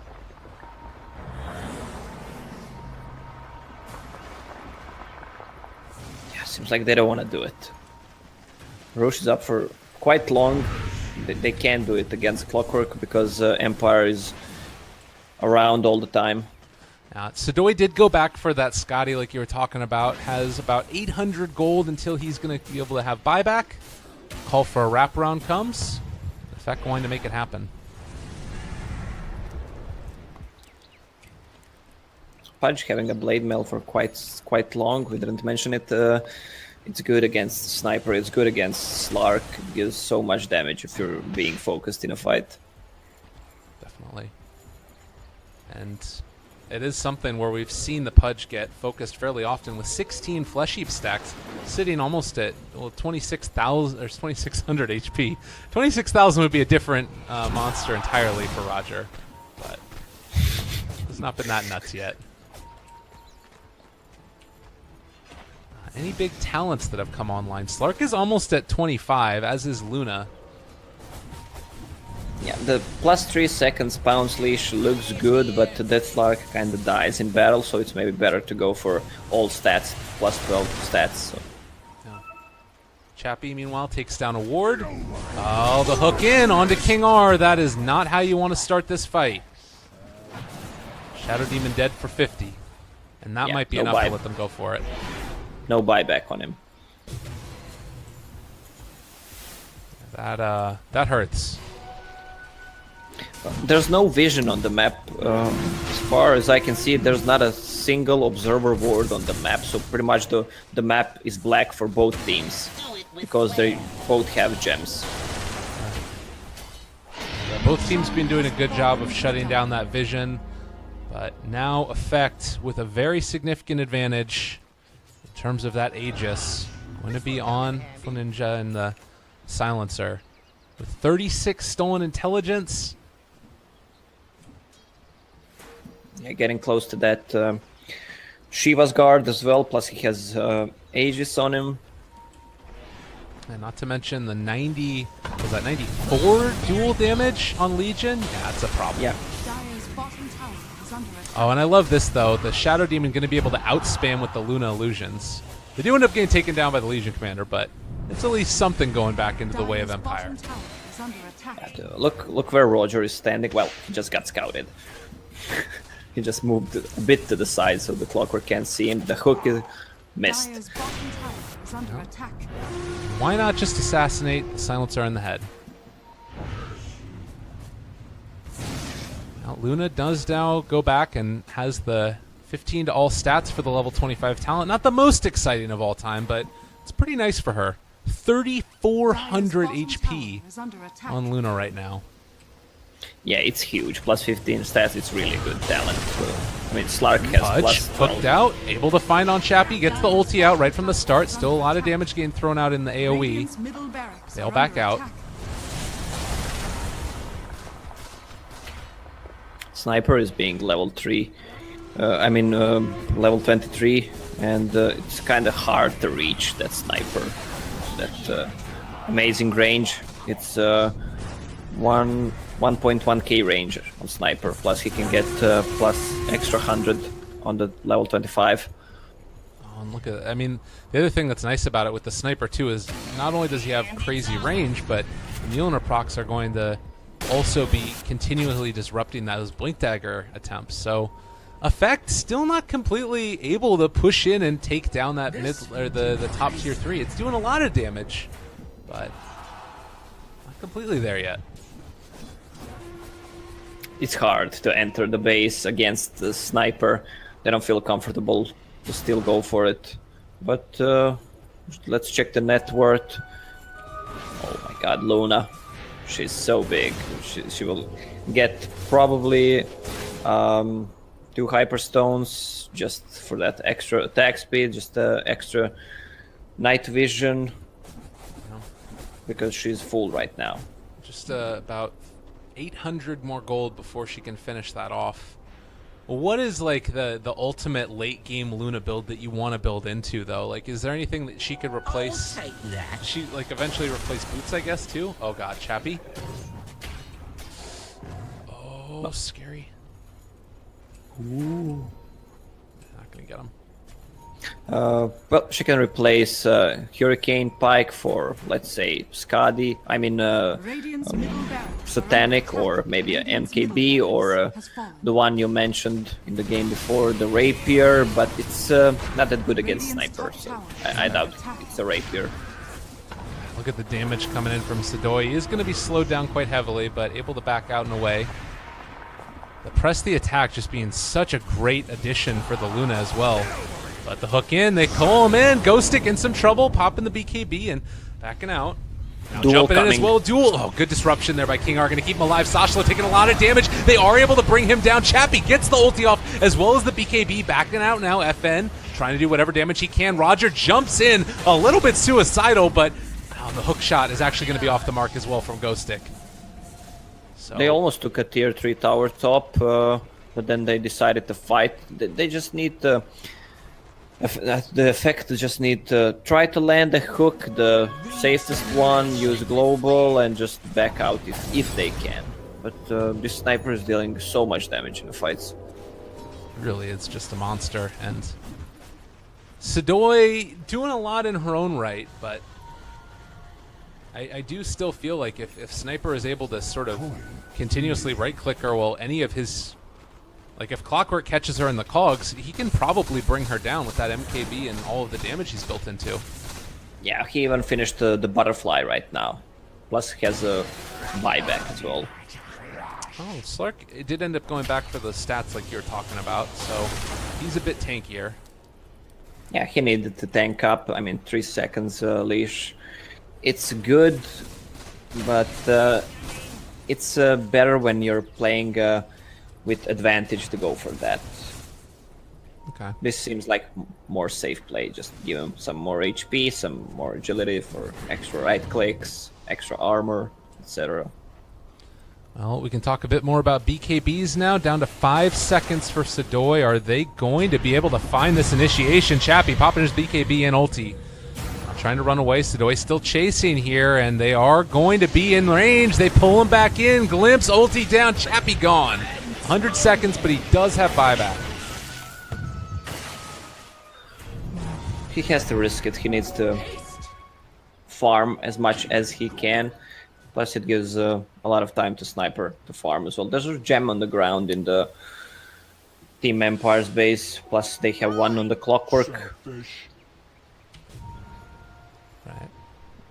Luna has a Moon Shard activated, plus 5.5k gold. Maybe it's time to go for, I don't know, let's say a refresher on her. So put it in a backpack, use Manta style twice, have 2 BKBs, 2 Eclipses. Maybe you have the Aghanims in the backpack, so you pop your ulti and then switch it out with something good. That's the dream. Now yeah, that's plus you have a refresher and then do it again. Why not? Well, there's 3 slots in the backpack still. Well, in the meantime, Sidoi force-staffed up to the high ground. They drop the global as well, just take these all out, and it's starting to feel very tough for Empire. They are not buying back on this Slark, and King are taking a ton of damage. They are going to hookshot in. Cave catching on it too. They finally buy back. The ulti down now as well, and a Ghost Stick trying to TP into this one. Chappie can't quite catch on to Luna. They do finally kill her off. A ton of damage going their way. Afro Ninja is going to get out as well, but they've taken down our Zeke. So 3 dead for effect. No buyback on Disruptor, but the cores have it. 3 dead for 1 buyback and tier 3 tower. That sniper is just so huge right now. 5,000 gold on him. He got focused a little bit just by bouncing from Luna's glaives, and that's it. Jeez, and you look at it, 5,200 damage. Luna did a lot as well, but a lot of that was spread out across the way, and maybe, just maybe, it might be time to try to force some buybacks here. They're pressuring the towers. Looks like they're going to go for tier 2 at least at first.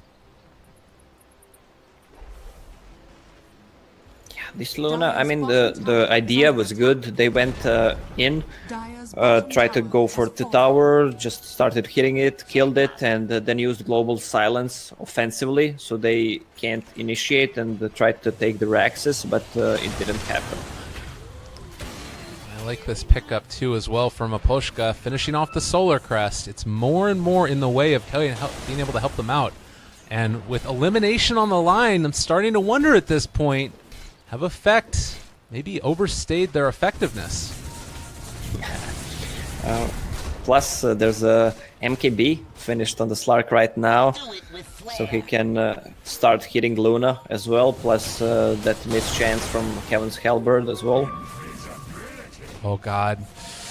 Big fight brewing. Sashlo spots out Mapushka at the start as well as FN. If they can get onto him, there's going to be the blade mail pop, but they just bring her down so quickly. Sashlo with also the imprisonment. Great play with the disruption. Sadoi trying to turn on to FN. Can they find that kill? Hurricane Pike's to the low ground, going to be left alive. Chappie turning on to Sadoi as well, but he does get forced back. They are going to kill off that Slark. No buyback, 100 seconds.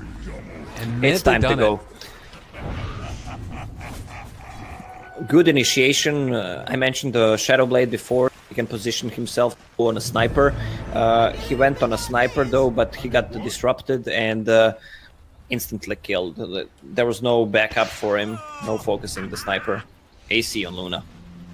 All right, time to go. Like you said, hook in. They pull in King R in some trouble, but already Roger gone. FN did a lot of damage to himself with that blade mail, trying to run away. He can't get out though. He's stuck there in the pain train. Is not going to kill up Sadoi, but Ghost Stick finishes him off. Great hook shot in. Afro Ninja as well in some trouble, and it looks like Apochka is going to live as well. Somehow, some way, Empire end up avoiding catastrophe, and they take down that Luna. I was expecting for them to go for top Raxus, but they kind of dived sniper and couldn't get the hits on him because he has a butterfly. They don't have any MKBs on the silencer nor Luna, and there was a lot of miss hits. And Clockwork bought back and went straight in. Luna just melted. Oh my god, I can't believe they were able to hold it right there, and they didn't have to buy back on the sniper either. So ends up being a pretty even exchange. Again, sniper too strong. He died, but he's building towards Skadi right now. At least it seems so. Do you think that it might almost be time for Rapier, or is that too scary with all these blade mails? For sniper, I think it's time to go for a Rapier, but he bought Orb of Venom, sold it. Okay. Well, maybe he's thinking the same. Yeah. He has to be real careful. Like the blade mails are very difficult to deal with. Although, who do we have it on? We just have it on Roger and the Legion Commander. Oh, over by the Roche Pit, our Zeke. He ends up getting caught out, drops the ulti as well, and well, this might open up the door again for Empire. Roche is about to be back up. Yeah, it's gonna be up in 30 seconds. Luna is out in 15. Luna dropped Butterfly for AC in the backpack. Okay. So he's just, okay, I got it. So he's gonna TP and put the Butterfly in the... Oh right. no, nah. Here's the buybacks. They realize what could be going on. Roshan and Well, he's outside now, so they aren't going to be able to go in there. Creating some Actually, Luna look- illusions. Yeah, actually Luna sold the Butterfly and went for AC instead.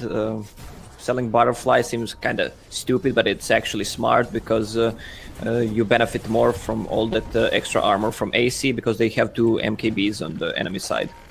Oh my god, Empire, they have vision up on the high ground. The hook shot could come in as well. They've been able to find Afro Ninja on the other side. Chappie on top of them. They do finally pop that ulti, and Chappie ends up finding the kill onto the silencer. He buys back immediately now. Chappie still silenced there underneath the Static Storm. Sadoi onto Maposhka. That is going to be a kill. Over here to the side, though, they take down Sashlo. That's a second buyback now for effect. Ogre does not have a buyback of his own. FN is going to be controlled. It's going to be brought down. He misses the hook, but it doesn't matter. They still find that kill on the Sniper.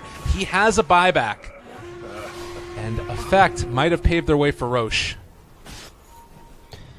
Silencer even had the time to force himself out when Slark focused him, but didn't do it. He had to buy back for that. Let me check buybacks. Sniper has a buyback, and Ogre Magi, no buyback.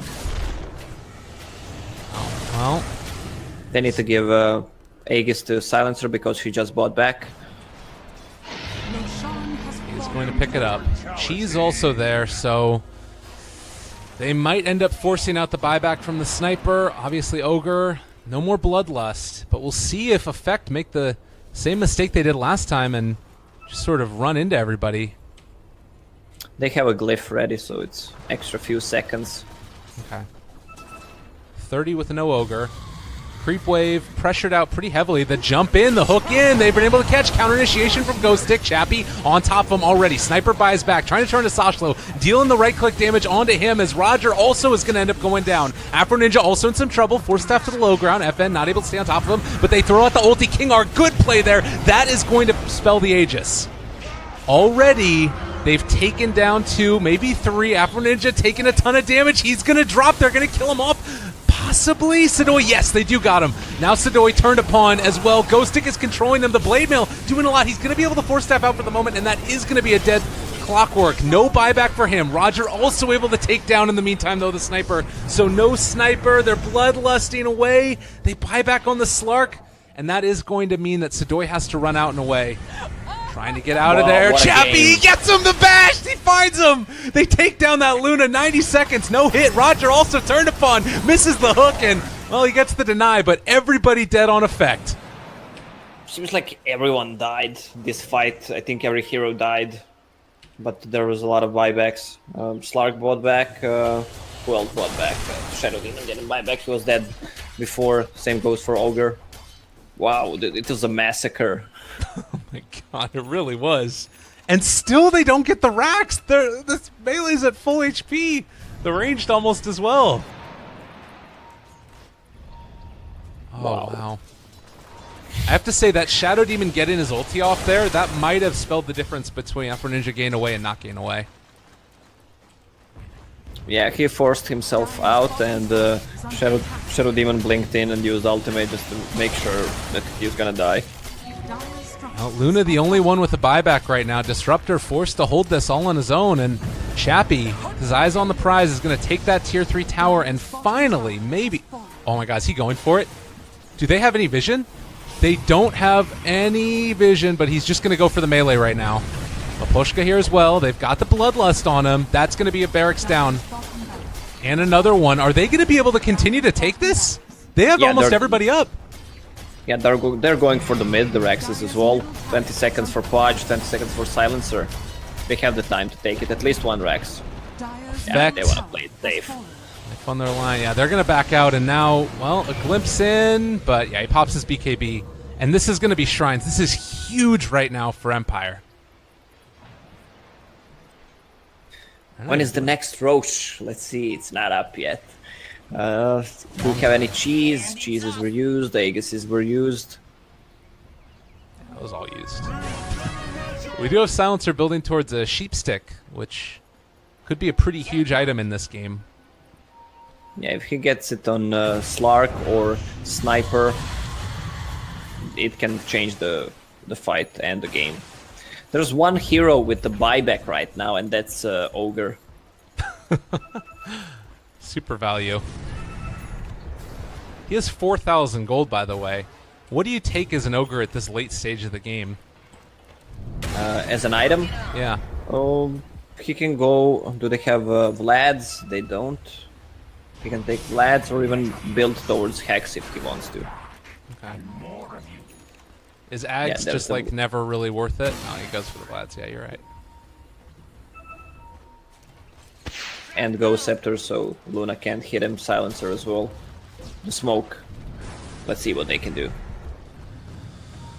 Sadoy over here as well as Sashla. As you said, no buybacks left now after the ogre bought out. And maybe getting into a precarious position. They did also throw a little rocket flare up here. They're going to spot out Roger. This is a huge moment. Affects life on the line, their tournament life on the line. They pick up a gem, but is it already too late? Sasho, they mixed the hook, and, well, they found our Zeke. That's a good initiation. Sasho not able to get the duel onto anybody, and Sadoy hitting there, controlled by Ghost Stick. They are going to be able to be on top of FN, trying to stay alive there. Satanic working, trying to man up against Roger. Force staff out and away. Sadoy, he's going to be controlled. He's going to be killed off. They take him down. So much damage dealt to everybody from Empire, but they've killed him off. No Silencer, no Luna. The Empire strike is back. Doing this. They are doing it, baby. 42-45, and this is going to be it. GG gets called. Ooh, that sniper. I was watching the sniper whole fight. He was just obliterating them with that item that he made last with Satanic. He was just full HP all the time. They were focusing him, then he forced himself to the bottom and just pretty much killed everyone. Plus the Slark as well, and Bloodlust on both of them. Wow, what a game. Brilliant display indeed. Team Empire, they end up pulling it back at the end. You take a look at this graph. Back and forth, back and forth. They were behind for so long, from the 30-minute mark all the way to about the 57 or so. So was that 27 minutes roughly of being behind, and they end up taking it in the end. Impressive display. What do you think? Empire versus Effect. Are you excited for what could potentially also be a rematch tomorrow if Effect are able to bring down Spirit? And what are your thoughts on these teams? Well, Effect and Spirit, for me, it seems like Effect is kind of a stronger team. The coordination in team fights seems a bit better than the Team Spirits, but the Team Empire really looking strong. Yeah. They managed to make such a huge comeback this game. Really great display. I was actually looking at it. Believe it or not, Effect were still ahead at the end of the game by almost 4,000 net worth. Empire ended up taking it, of course, before they killed off any of those big buildings, but yeah, really, really impressive display. Maposhka, again, to me, 0, 11, and 26 on the support. That's the way it's supposed to be. Do you have an MVP for the series, or maybe just this particular game? A player that you really felt like played to his best? Yeah, FN really was the MVP of this game. His positioning in team fights was so good. I think he never actually got hooked the entire game, I can say, especially in the late game. And if you check the damage dealt from him, 63,000 damage. God. Yeah, really impressive display. And Sniper, if there was ever any doubt in anybody's mind, most assuredly back.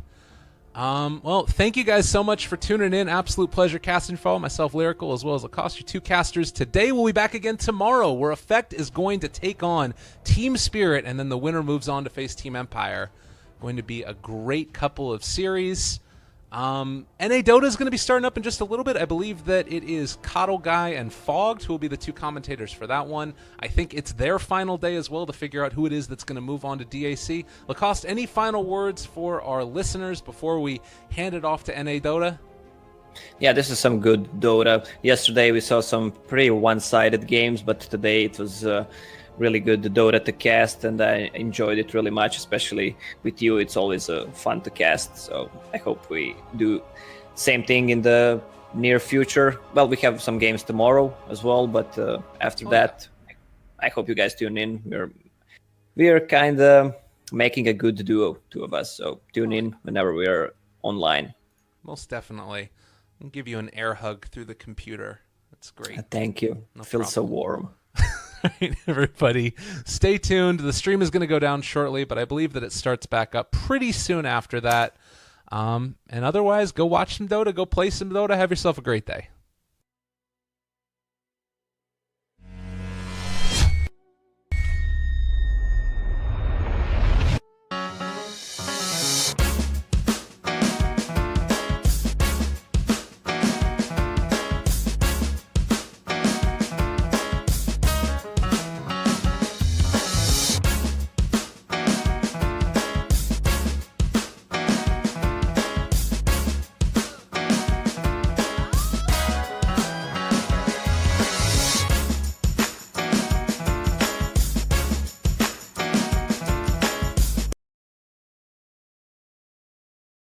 Places that the Spirit Breaker can go for a kill. I think this OD is killable as well if he uses Astral in this lane at any time. So at the very least, even if he's saving his Astral for a long amount of time, the Ember Spirit will have a nicer time mid. Since then, Complexity finished out their 5-man lineup here with what looks like the Batrider grab for Monkeys, an old Monkeys special. But, coming into this draft, you would think that it was going to be the Abaddon pickup here. But actually, yesterday, now that I remember, Z-Freak played the Batrider. I don't know if you happened to catch that, CCC. No, I only saw the third game. But yesterday, Complexity ran a Z-Freak Batrider. They started him out in the mid lane. They actually won this match. It was the one game they won against DC in the series yesterday. It was game 2. And yeah, it was an intriguing draft actually from both sides. That was where Misery brought back the Riki once again, and we got to see the Wisp. I'm very anxious to see how Complexity are going to make, again, this zoning Batrider work, because it's like his jungle game isn't really what it used to be, and now you don't have the off-lane to kind of benefit from farm. Where do you get your Blink Dagger from? But, Z-Freak was making action happen, string together a couple of kills, then managed to farm his way to, decently timed Blink Dagger. It's just something, again, I'm going to look to keep my eye on. But MP respond already. They get something that's typically good against the Batrider, also great against the Outworld. Feels like a pretty solid pick overall. They finished their lineup with a Nyx assassin here. Yeah, it gives them a vision hero versus like these defensive supports is really nice. You can scatter around behind the lines, so you can try and get on top of this Oracle and Abaddon to start the fights. They do have like a ton of heroes that all like really want to jump and blow people up. So if they can like get eyes on the Complexity heroes and like jump behind the lines, just blow people up all over the place, they can definitely take these fights. And Complexity's heroes don't really like do very much damage whenever they're behind. Like OD, Lone Druid, they can obviously scale very well as the game goes later. Very good at just right-click damage. Yeah. Batrider, Abaddon, Oracle, like you can help protect those cores. But if the cores fall behind, then they really just don't have the most damage. They have a lot of spells that enable their cores and let them get auto attacks off. Play these long drawn-out fights. But if they aren't able to do that, if the cores don't have the space, then they don't really have a way to kill heroes. We'll have to see how things pan out. Complexity looking to have their way of playing extra defensive, maybe stall things so that their cores can evolve into big powerhouses in the later game, while MP possibly looking to ramp things up much sooner than that. We get underway here. It's our lower bracket final matchup, a best of 3. Winner of this is going to be moving on into the final to face DC, who are waiting. And of course, in the winner of that series is going to qualify for the 1 spot to make it to the DAC LAN to represent America. Very tight matchup here. People on paper would probably put this damn near 50-50, as MP are fighting their way back through a lower bracket run at the moment.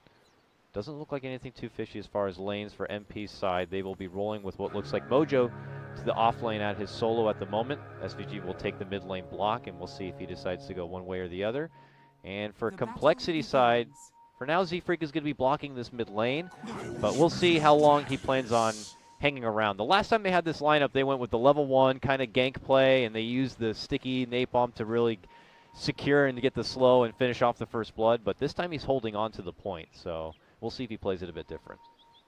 Yeah, Envy actually expecting that, going for the stick level 1, getting one of the slippers, and then ferrying out the second with the bounty rune gold. So a little bit of an adjustment to what we typically see from the starting build, but it's actually going to be kind of wasted, the early stick, as the Bat's going to be starting top.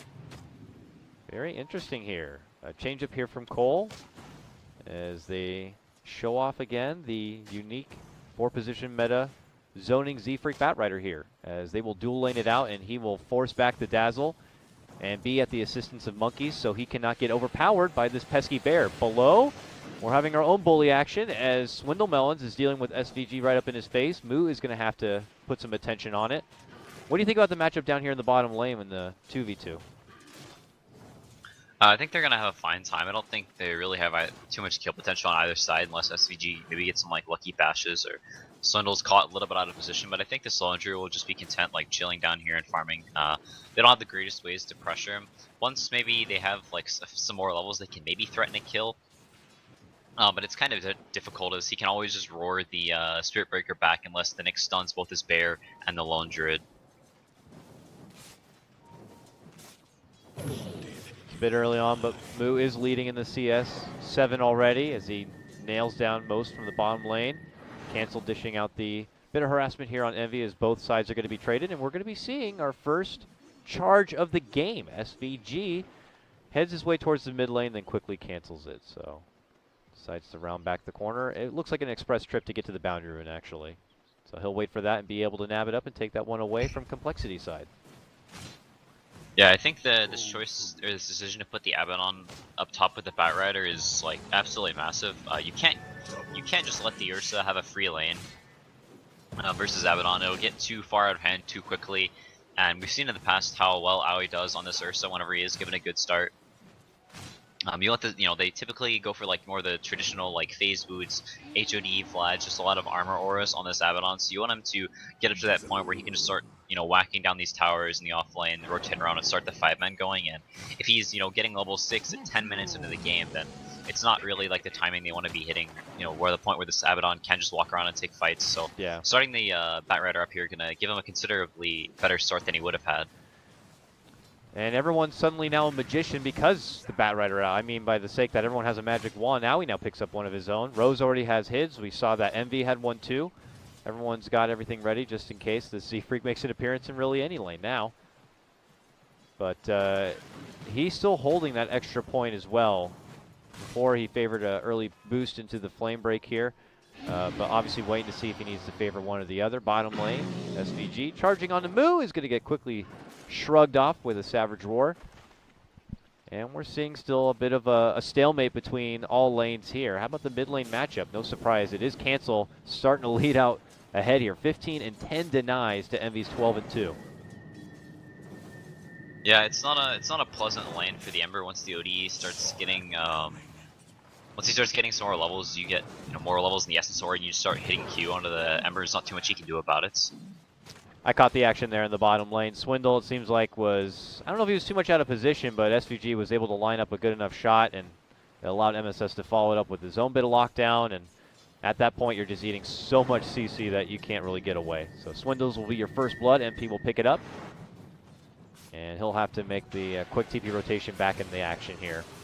So good head start here for MSS. I wonder if that's going to be enough for SVG to continue to roll around a bit. Meanwhile, top lane, Aoi gets the upper hand on the Monkeys and will finish him off, taking the moment, I'd imagine, while Z-Freak was out of the lane. Yeah, I think he'd back to pick up the bounty rune or, get a ward from the courier, and Monkeys gets a little over aggressive and goes down there. So a nice boost from AY, but coming right back up on the Batrider, continue to just mess with him as 16 CS on the Abaddon versus an Ursa in lane. Definitely pretty happy with how things are going so far, but don't curse him. Yeah, don't curse him. Here comes the charge now. Suddenly SVG's here to play. The cow finds connection. They're looking to pop the shield. He has another one ready. That one gets popped too. Z-Freak's trying to help out, but he gets dropped, but the Monkeys classic denies there. And Z-Freak will deny himself up into the neutral creeps. All right, double denies coming out. MP will rotate over for it, but they totally bully everyone out of the lane, and Aoi can get back to it. Yep, and now with Monkeys did use his TP for that, so just has to walk back to the lane. So they're going to have a little bit of free time up in this lane. And now with them both going down a couple of times, only level 4 and 3 on the Abaddon and Batrider respectively, whereas AUI almost up to level 5 on the Dazzle as well, so having a little bit of a level advantage here. And now with the phase boots on the Ursa, they're going to start having a rough time up at this top lane. It went well early, but now they have some levels, it's going to start to degenerate into what NP want. Maybe coL can go to the bottom lane and try to find a way to balance the power, if you will. A chase onto MSS here. They'll get the next stack. He's trying to south through it. Goes up to the high ground. There wasn't even a shrine there to begin with. But their coL do get their own response, where you're taking advantage of us in our top lane. They'll at least get something going there in the bottom. And a fight for the 6-minute rune between Envy and Z-Freak.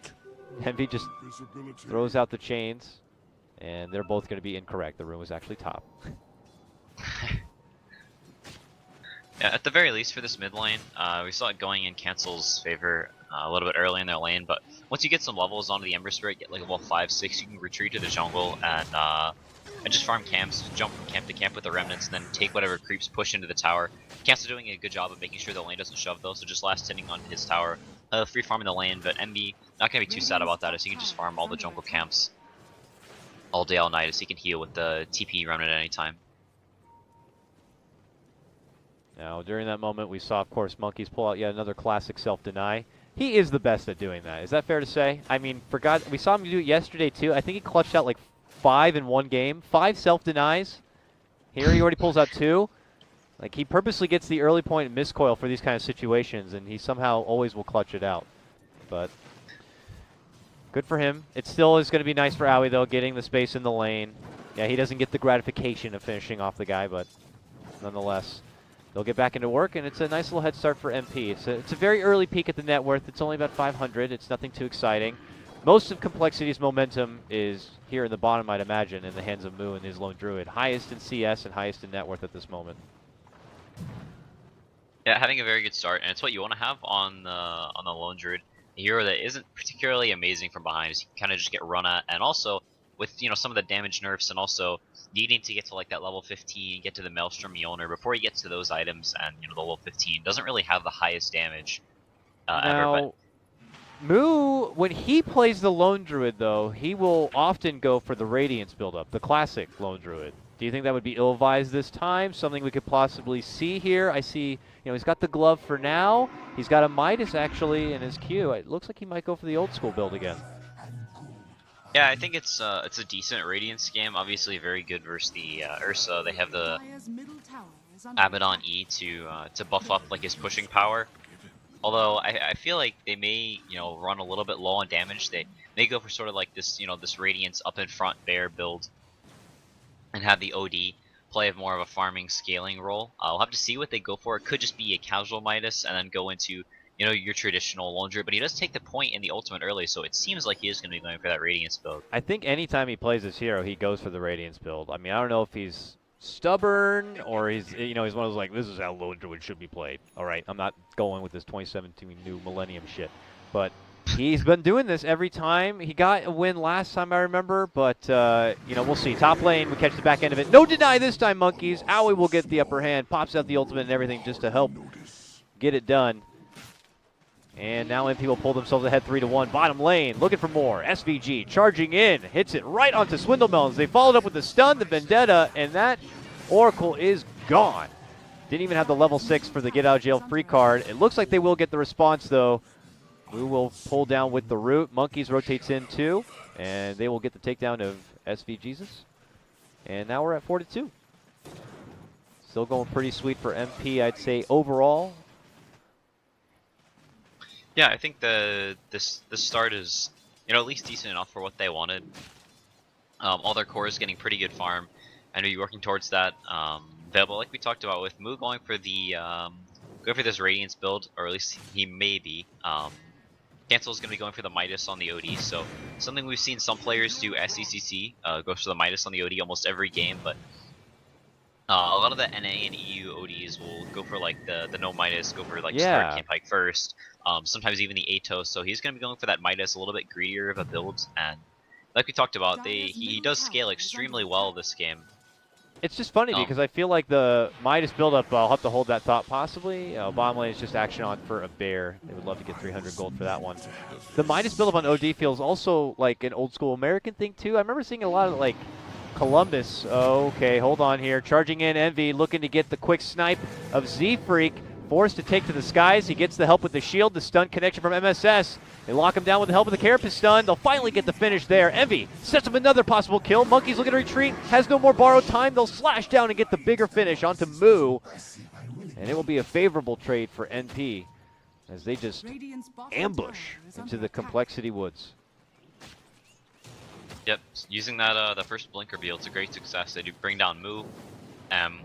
You really want to hit a good timing for that Radiance Midas. You can have a high impact on this hero. But going down there, and he's going to lose his tower, so the places where he can farm are going to be greatly limited as MP are going to get aggressive wards up. Whenever you lose map control early on versus Spirit Breaker versus an Ursa, and Ember Spirit who's had a good start and is going to start just controlling the map, he's not going to have the easiest of times to farm around this map, so yeah, he's going to immediately TP up the top and maybe try and pressure this tower so coL can get a little map control of their own going. Yeah, this feels like some real unfortunate timing for coL. If both Moo, who is just about finishing his Midas, or did he just finish it, whether the case, same with cancel. And a lot of people say Midas is at its worst right after you get it. So you have a point here where MP are hitting a power peak with the blink coming out on the Ursa, you know, taking advantage of a point when Z-Freak doesn't have a blink dagger yet. He's trying to farm it and could be delayed even further here if he's picked off. MSS is looking to go in for the kill. Owie has jumped in, hit with the prison, but MSS is still on the prowl, gets the connection, gets the takedown, turns back with a stun, and they'll also get the finish onto cancel. These guys might have just gotten their Midases, but the farm that's going to be coming as a follow-up is going to feel pretty damn limited, as they are going to be losing a lot of casualties, it looks like, in these upcoming skirmishes. Monkeys to be next. Pops out the borrowed time, is going to be able to fend off the trouble. Another follow-up route here onto Envy. Moo is just watching his bear from the high ground. But it is going to get MP off their case and back into the lanes. Yeah, but Lunger did TP up here. I think the Abaddon did as well. So they sort of have a few heroes stranded up here. Z-Freak will go down to bottom and pick up this farm that's getting pushed into the tower. But yeah, with the OD going down right after picking up his Midas, is going to scale a little bit slower, but still a hero that does farm very quickly and also benefits from the attack speed. So even though Midas is typically considered an item that doesn't, you know, that makes you considerably worse at fighting, is a hero that can use the attack speed, but Z-Freak goes down. Yeah, poor Z-Freak, man. He just put together another, you know, couple hundred gold to get himself up to 800 or so. Gets brought down again. Reset. And, you know, the dreams of the Blink Dagger are going to be put on hold once again. Anywhere he goes, it looks like MP are ready to stalk and take advantage of as they are swarming through here. Moo tries to head back towards the top lane, and, you know, we have MSS prowling around. Rose shows himself in the lane, but, you know, it's always kind of fishy to see a Dazzle alone. So it's very concerning here for Complexity at this moment. They just need to find a way to stall out and find farm, and I don't know. They're at the point where they just can't take a fight, so it's just a very awkward position. Yeah, Cancel actually going for the 10 movement speed over the 250 mana talent as well, so you can see how intent they are on, you know, just this kiting, staying out of range of NPs, just sort of run at you heroes. Ember, Nyx, Ursa, Spirit Breaker, they all just want to get up in your face, so a little surprising. It's actually the first time I've seen anyone take the movement speed over the mana, but is at least up to 120 or 1200 mana, so has enough for the auto cast on the level 2 Arcane Orb, which is what he has skilled up, so we'll be able to farm without having any worry of getting his mana run out now. Now, obviously, a good opportune time for MP to move in and go for the Roche, and it's going to get taken down there just between Owie and SVG. Complexity have been pushing out through this top lane, but trouble could be approaching soon. MSS begins to stalk Monkeys here a bit. Hiding under that Vendetta. Envy nearby, but doesn't want to get too close. Sentry is in lane. And they'll fend off. Back at mid lane. Possible move here for Owie. He gets blasted pretty dang hard from the combo coming out from Melons. They hit him with a prison. They're waiting the time to flame break. They bump him back. Carapace comes down from MSS though and locks him in their spot. And the turnaround will come out. Cancel's going to get hit with a, you know, false promise here, but he eats a lot of damage. Once he comes out, he'll get killed. And it's going to be a 2-0 trade, another one for MP as they pull ahead 11-3. SVG will line up the shot, gets the charge, the stun is there. Borrow time is going to be committed, and they will probably walk him home. No, he turns back, he's like, I'll hide under the tower. There's nowhere to run, Monkeys, you're dead. He goes down, and Owie's on a mega kill streak. NP looking pretty dang good for game number 1, and Complexity, they're trying to find their way to get into farm. They're just nowhere near the potential they need to be at. Moo has slated to get a Radiance, but He's about to die. Gets jumped again. SVG rolls up there, hits him with a bash. There's a couple of stuns. He gets the roar off, but he's limping. He's running. Can he make it away? Oh, he'll actually make His it bear out. may kill him, actually. Okay, a jump in from Z-Freak. Gets the snag onto Owie, pulls him back. They'll manage to burst down the Aegis. Rose, though, will casually bop him a few times to go for the finish onto Z-Freak. Jumping forward now, Owie with his second life. Gets the quick takedown of Melons. And MP pull ahead even further. It's easy as pie as it's 3-14. Yeah, and this is sort of one of the issues that people have, found with this Oracle hero is that, it's really nice whenever they have just, one or two big disables and you purge it off and then you take the fight from there because, they have no more stuns. You can just sort of kite them around. But whenever they have 15 stuns, purging one sort of loses its significance. And so the ult ends up just being a way of, the OD can beat a couple more attacks off, but it's kind of just delaying the inevitable at this point whenever you can't really turn the fight around whenever you drop that ult. It's at the point where it feels like anytime Complexity show themselves in the lane, they're just going to be due for an ass beating soon enough. Already Monkeys head towards the top. There's a mark out for them. Doesn't look like any advancement is going to be made here from MP. They're actually going to take the moment to get back and get to their grind of farm.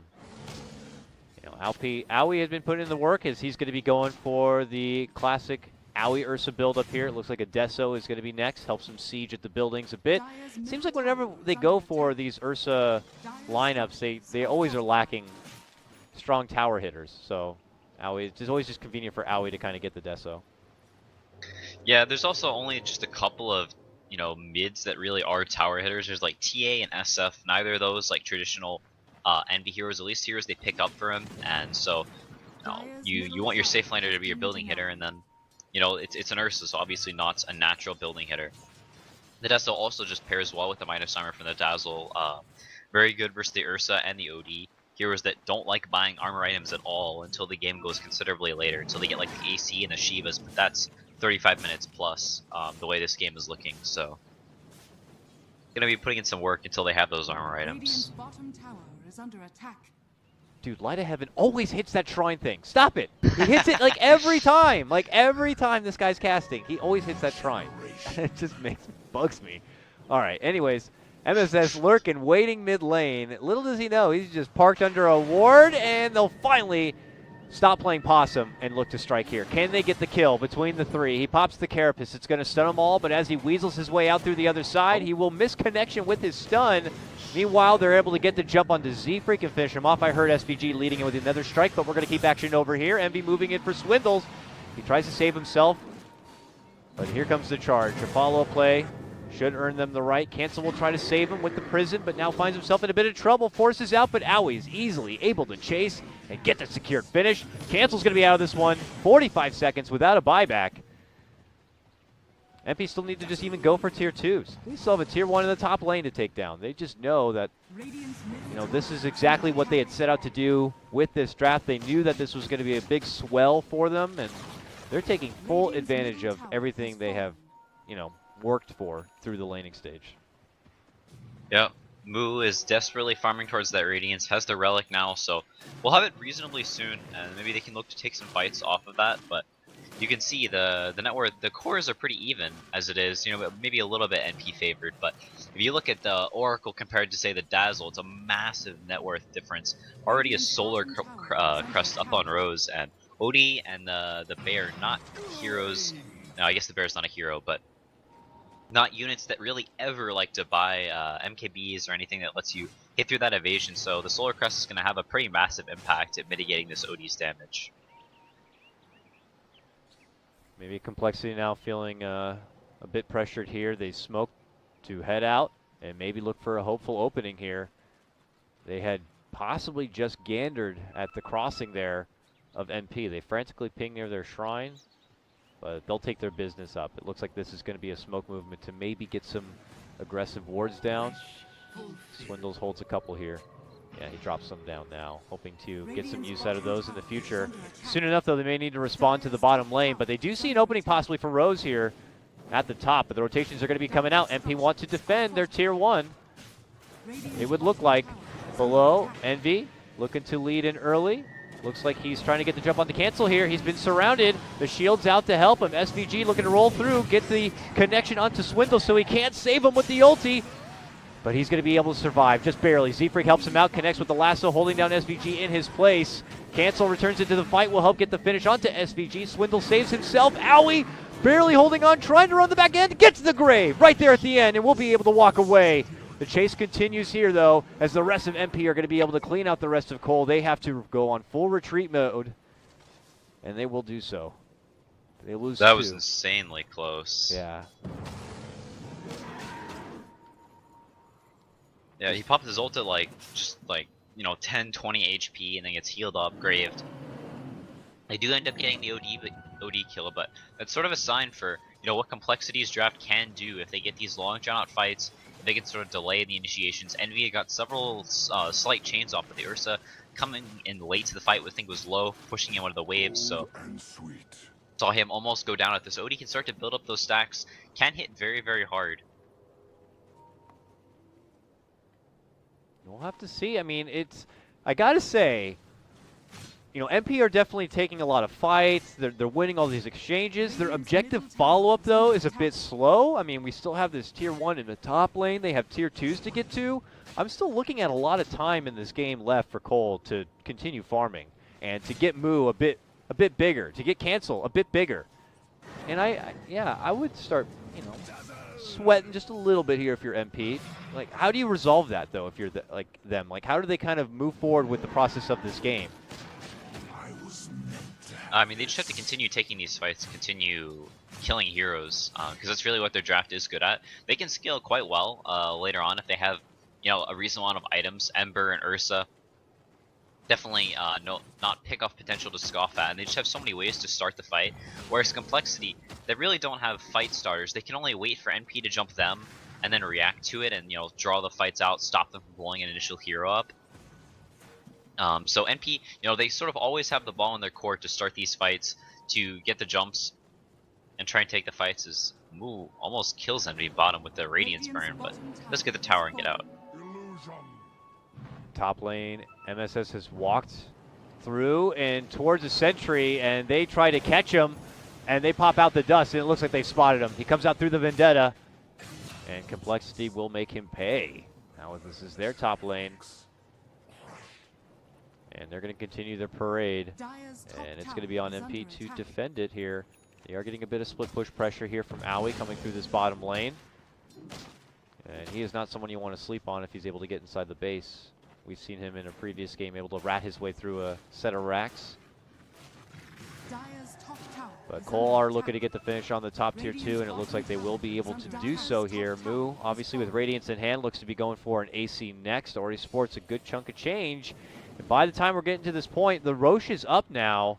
MP are obviously going to want it. They have a great Roche team, but I think Complexity would do pretty fair in taking a fight near this pit if one was to break out. Yeah, they also kill Roshan at a pretty decent clip themselves. Yeah. The Lone Druid does a fair amount of damage to the Roshan. They have the Abaddon, Curse of Avernus to speed it up.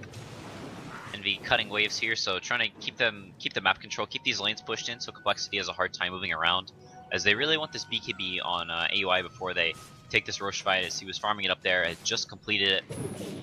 And now with the lanes pushed in, you could probably expect to see NP either smoke up towards this Roche area or migrate there, and you can see Complexity playing around it as well. So both teams knowing this Roshan is sort of a linchpin of how this game is going to go. NP really, really want this, like you said.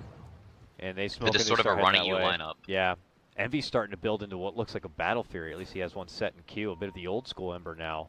I don't know, maybe recognizing that they're going to have to bring some late game damage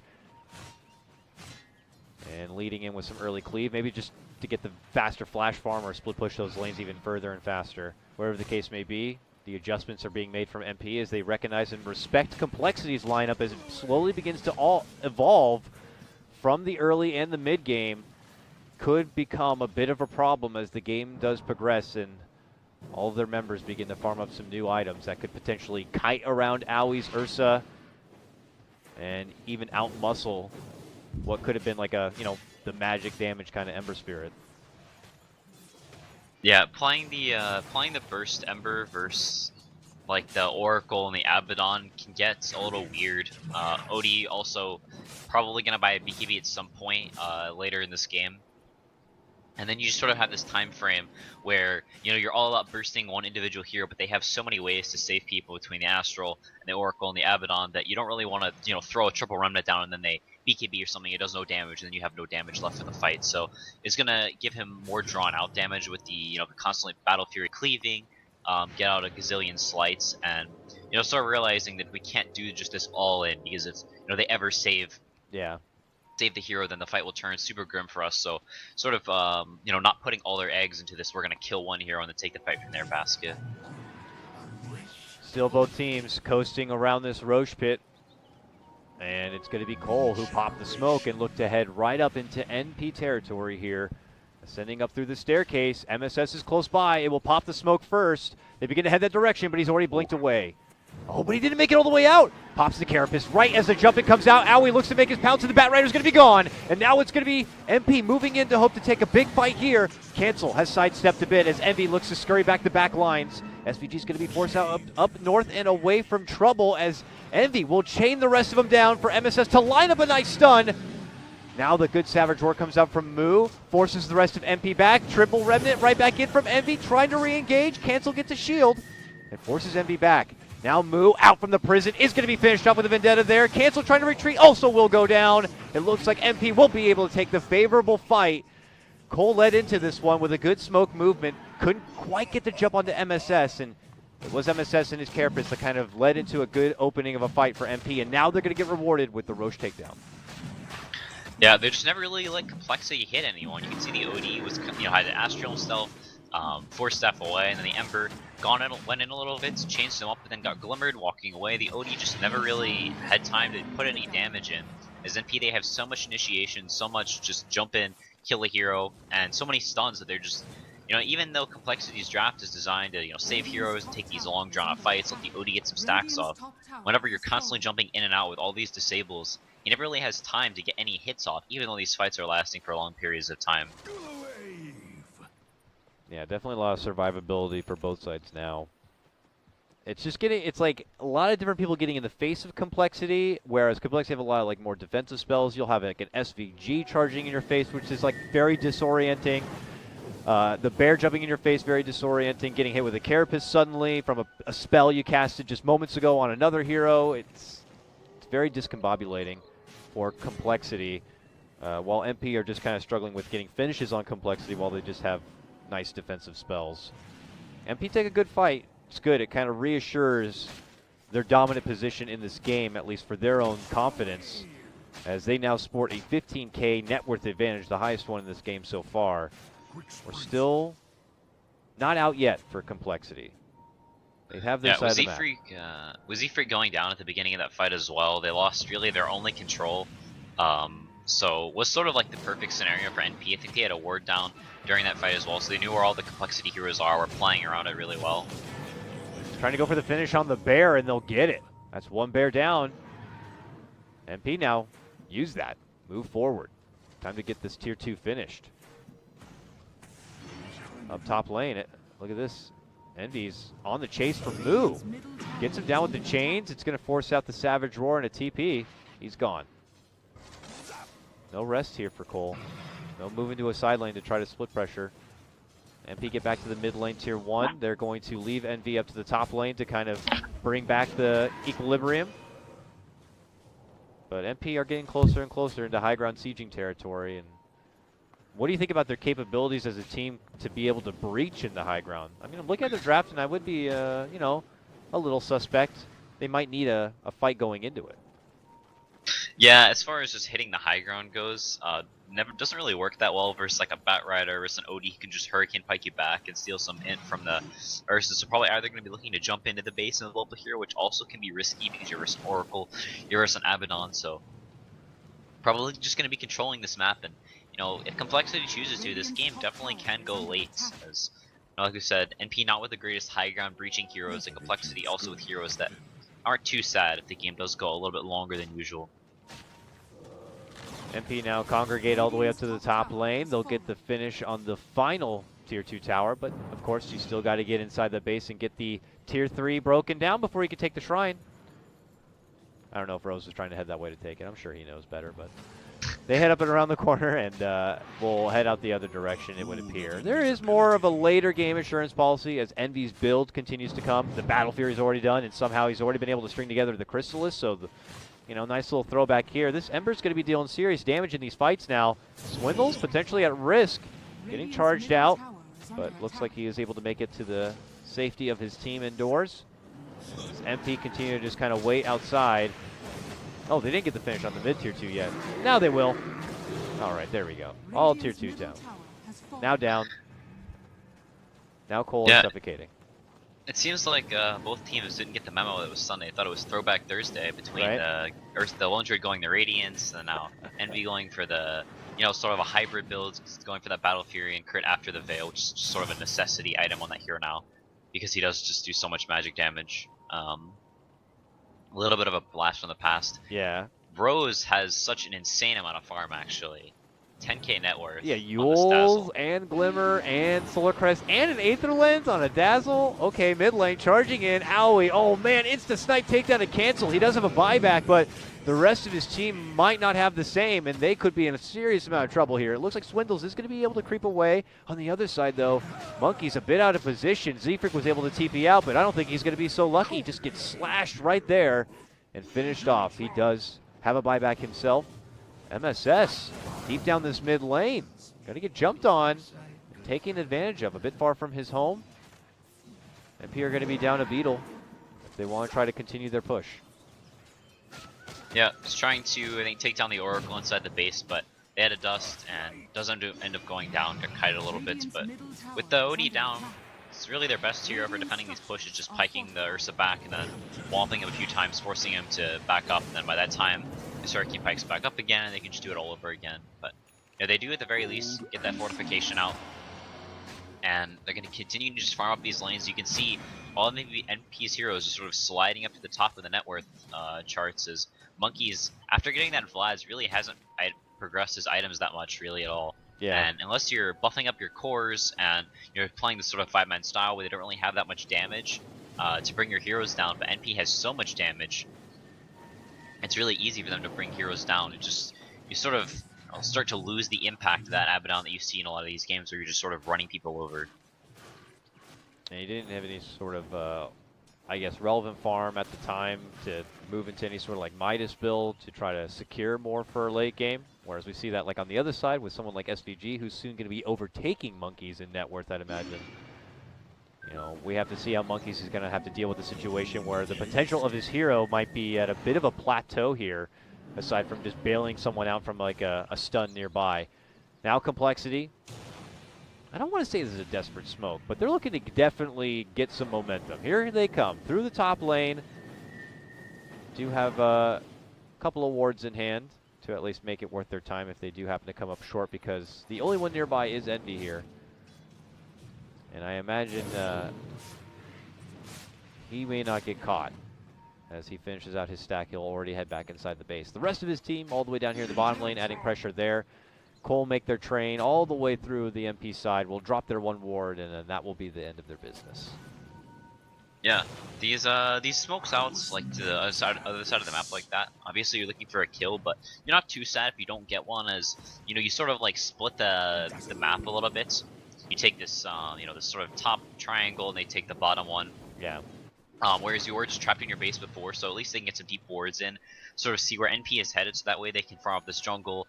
And it takes like some more of their side of the map, so maybe they're missing one lane, but at least they're getting this entire jungle, and they're sort of poised to get a pick on EE if he comes up with this top line a little over aggressive, or whatever. Even though it is a little bit obvious where they are in the map, as their bottom line and mid are quite pushed in, just a bear sitting there pushing out with the Radiance. Yeah, MP are like, we're good. We don't need to go to that top lane just yet. We'll wait for the lane to get pushed in and deal with it at that point. But they'll move the rest of their way through the bottom.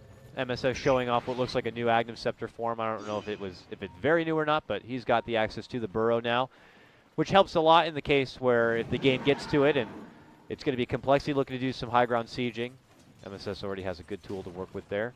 But it's MP now smoked up, coasting right by the Roche pit as the timer does get a bit closer.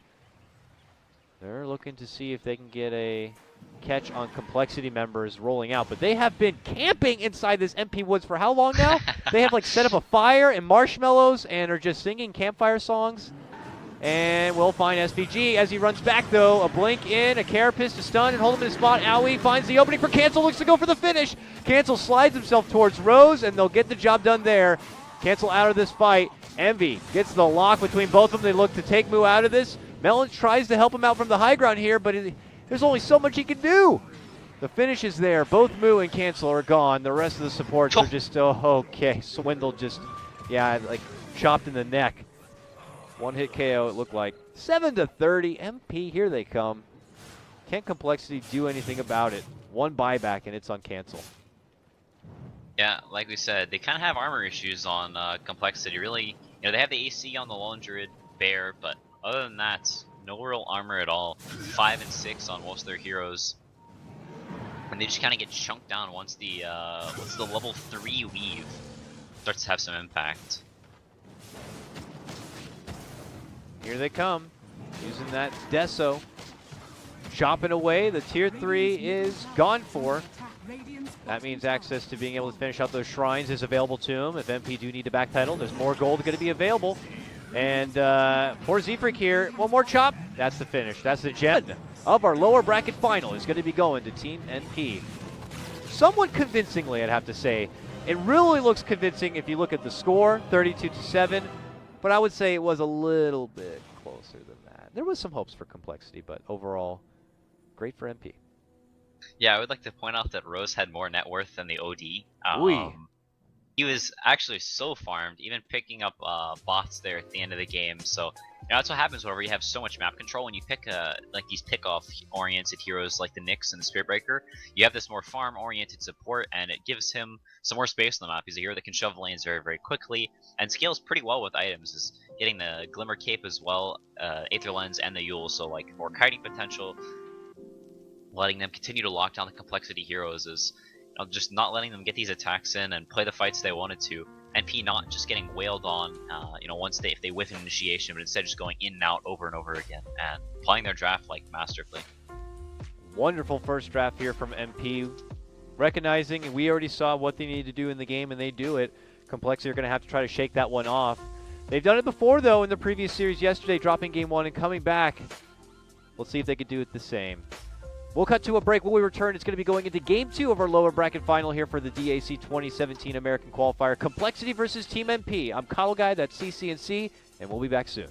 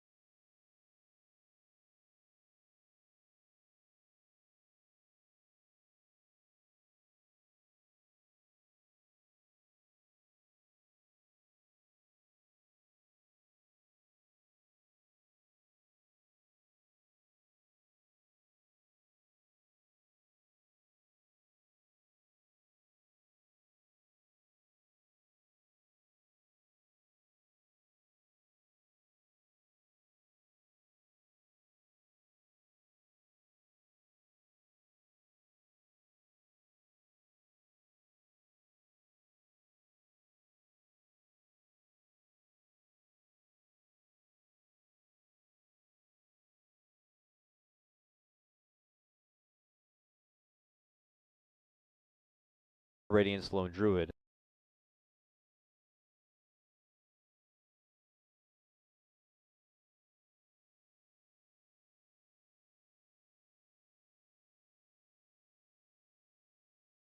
Radiant's Lone Druid. Moo saying, I am looking to, put game 1 behind me and bring it again in game number 2 as they feel a bit more prepared.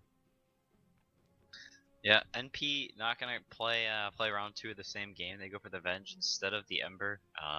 Definitely a lot of physical damage between those two heroes as far as just the first couple of heroes in your draft goes. Bench also decent versus the lone druid because you can swap them in if you're at a point where you're very sort of in the middle of their team, so you can swap the lone druid in, kill them off. Yeah. Things will kind of change though if Mu goes to that Radiance lone druid again, but overall it also just gives your team like a lot of damage versus the bear. The obviously the minus armor is very good versus it, and also here that AUI just likes to play. It doesn't play so much these just hard Ricers so much anymore. We'll from time to time play the Naga, but likes the Ursa, the Yeah. Venge more than a lot of other carry players. Did you see his Meepo game the other day? Did not. Yeah, he played Meepo. Apparently it was his first time in competitive play. I knew it was something that MP never plays, so at the time I was just like, I don't know what the hell's happening here. Is SVG like a hidden micro god or something? But, then it was pretty obvious it was Aoi. I mean, this guy has played, as you mentioned already, the Naga. He's played Visage before. Dire team banned. Pretty decent showing on the Meepo, but I don't know if it's something that they're going to fall back to again in the future or not. Nonetheless, just going with the statement you were saying, Aoi continues to impress with his ridiculous hero pool and changing how he likes to play the 10 style of his seconds core, whether remaining. it's greedy and farming or if it's more making fights happen. We'll 5 see if the Vengeful seconds Spirit is remaining. what's going to be in store for him in this game as we move forward. Complexity go right into what looks like a Complexity's turn to cancel ban. Shadow Fiend here. I am Dire already team ban. anticipating that we could maybe see Clockwork and get the Shadow Fiend abuse. We've also been in store with a lot of that in these qualifiers. It's been an interesting qualifier, I'll say. Yeah, teams will do that from time to time, depending if it's a nice 10 clockwork game seconds or not. remaining. You don't typically pick it just for that combo, but it's sort of like, oh hey, we have clockwork and Shadow 5 Fiend. seconds Let's make our remaining. mid lane unfair. Well, Yeah, We'll have Onyx, from time to Onyx are time. not afraid to do that. That's exactly what they did, too. There's like, first 2 picks, Shadow Fiend, Clockwork, let's make mid lane hell. Like, that's actually how it felt for Onyx at the time. But I would agree, maybe if the Clockwork seems a bit more appetizing this seconds game. remaining. Would you believe it? They actually banned the Meepo. Dire team They banned the Meepo, just in case. Even though they only played it once, and they lost with it. Not because of the Meepo, but, Complexity just... They don't want that. They don't want that funny business here. They get rid of it. Yeah, I think originally it was going to be MSS that was going to be learning the Meepo. He was 10 spamming it in seconds pubs for a remaining. few days. Oh. But I think Aoi just like the 5 more seconds natural remaining. candidates playing like these micro heroes. He was Grandmaster in StarCraft 2. Plays Chen, Reserve plays time. Visage, obviously all those heroes back whenever he played support. So Yeah. it's just a very micro, capable player. So I think it's more suited to his strengths to be playing the Meepo. Also a very farm oriented hero, which isn't typically what MSS plays on this team. Do you think like new age Dota heroes just they're just more not fond of playing like micro intensive heroes? It's more the people who came from like that RTS play style in the past, going from playing Warcraft into the custom games and into Dota, coming from a background of playing StarCraft, let's say, or even just playing the campaign game. It feels a bit more natural to kind of jump into Dota and play something like Chen, who has units to work with, and Aoi's kind of an old school player. I'm curious to see if a lot of the new blood, I feel, are the kids who want to come in, they want to play mid lane and style. Come on, CCNC, you know what I'm talking about. But, we don't see a lot of the players are just like, oh, we got to get the micro out here. Who's good with the fingers? Who wants to do all that? Who wants to go through the sweat? But, it happens, though. I would say a lot of the mid laners, too, like even Arteezy and stuff. You had those phases in metas where you had to play, like, mid lane Nagas and stuff. Yeah, and he took his turn to learn Meepo. Miracle learned Meepo. Yeah. They played it in one of their matches. So, these super high skill, all these 9K players, they can definitely, they have the capability to play Meepo. It's more of like if it suits their style or, if they have put the time in the past into learning it, because you kind of just have to spam it for like a week before you learn how to play that 10 hero. seconds Yeah. Just because remaining. it's kind of odd and it's funky and it like messes up how you normally play Dota. Because it's still like, 5 you're seconds still just playing Dota and just on a hero with like slightly different facets to it, but you do Reserve definitely have to time. think about like your hero in a different way.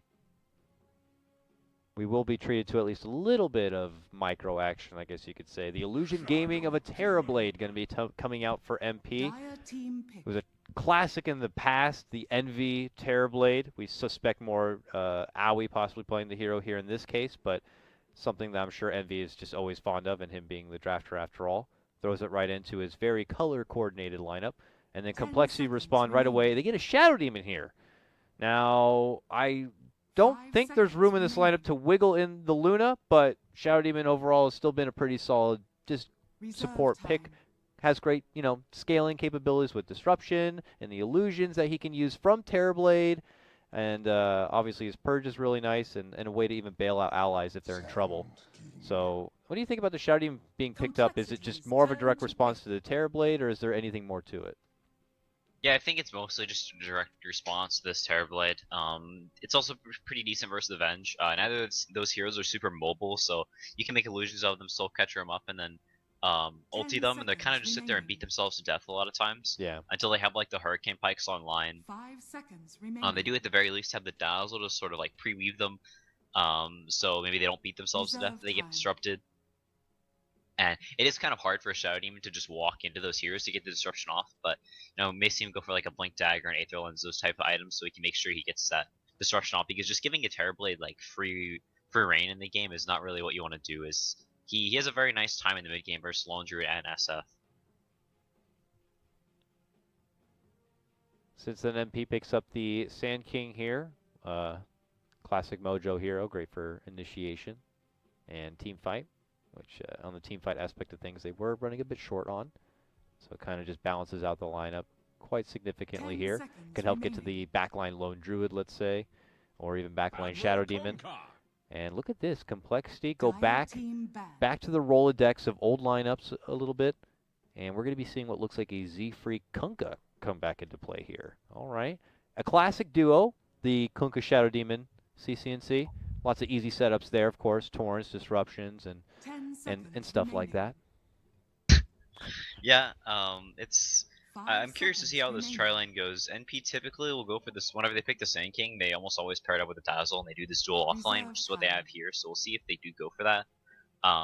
They do have some kill potential, obviously they have the Shadow Demon Kunkka. Lone Druid, not the greatest early laner, and can get bullied pretty hard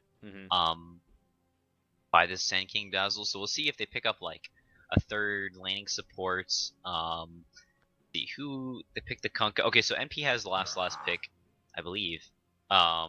Complexities turn Actually, am I wrong? No, I'm right. You are right. I can't remember. Did they never fix that glitch where if it's like Dire as first pick or whatever, the indicator's wrong? I don't even know if they actually fixed that or not. Well, I guess we'll find out in a moment. I'm not sure. Oh, I forgot there was even an indicator. I was just thinking about it in like the order or whatever. I forget from time to time. But yeah, so MP has the last pick, so they'll get to choose if they want to put the Sand King in a 1v1 versus whatever complexities offlaner is, or if they want to do like an aggro tri-lane, if they want to do dual lanes. So they sort of have like the last pick on how they want to, set their lanes up. Yeah, which is pretty nice for them, especially in a game like this. You want your heroes to get off to a good start. They may also want to consider picking more of a greedy support, a hero that can like give the Venge a nice start in the lane and then rotate to this mid lane and sort of sop it up after a while, because you will see E do that quite a bit. He'll get like level 3, sometimes even level 3, but a lot of times like level 5, and then he'll just pick up an Iron Talon, he'll go to the jungle, and he'll just farm there and sop up the creep waves whenever they get pushed in. Weaver. Well, Weaver is going to be the choice for complexity here. Plays a bit more to the armor game that Shadow Fiend brings, and does mean that it is going to be either an offlane Lone Druid or an offlane Weaver for coL. I suspect more Monkey's offlane Weaver to be the case. In a matchup where he'll be in a lane, though, against, Terrorblade and company. 5 seconds remaining. You'd think it would be an offline Weaver, but I've always seen Moot play the Weaver. I've also always seen Moot play the Lone Druid, so it's kind of unusual. Yeah. Weaver at the very least has a nice time versus Sand King in a 1v1. So if they're expecting like NP to go for some sort of an aggressive tri-lane, it'll work there. Lone Druid can also have a pretty decent time in most of 1v1s, and then the Weaver, a very strong tri-lane hero obviously, so that they go for this Sand King Dazzle. We'll have a better time there. And yeah, sort of like we talked about, a greedier hero that has a lot of kill potential in this dual offlane, and then whenever the Terrorblade leaves, can come mid and sop up some of this stuff, sop up some of the XP and creeps while he's in the jungle. Also gives them some more lockdown. With these last 2 picks, they sort of split their lineup a little bit as far as damage goes. They were very physical oriented with the first 3, and then going for the Sand King and the Lion, so not like all in. Not letting complexity, just build some armor items and they just don't take any damage. It's just a balanced lineup pretty overall now. I mean, you have the nice defensive support and your Dazzle to kind of bail anyone out in need and amplify as far as the armor goes, and then as you mentioned, Lion to help with the lockdown even further, the bursting potential.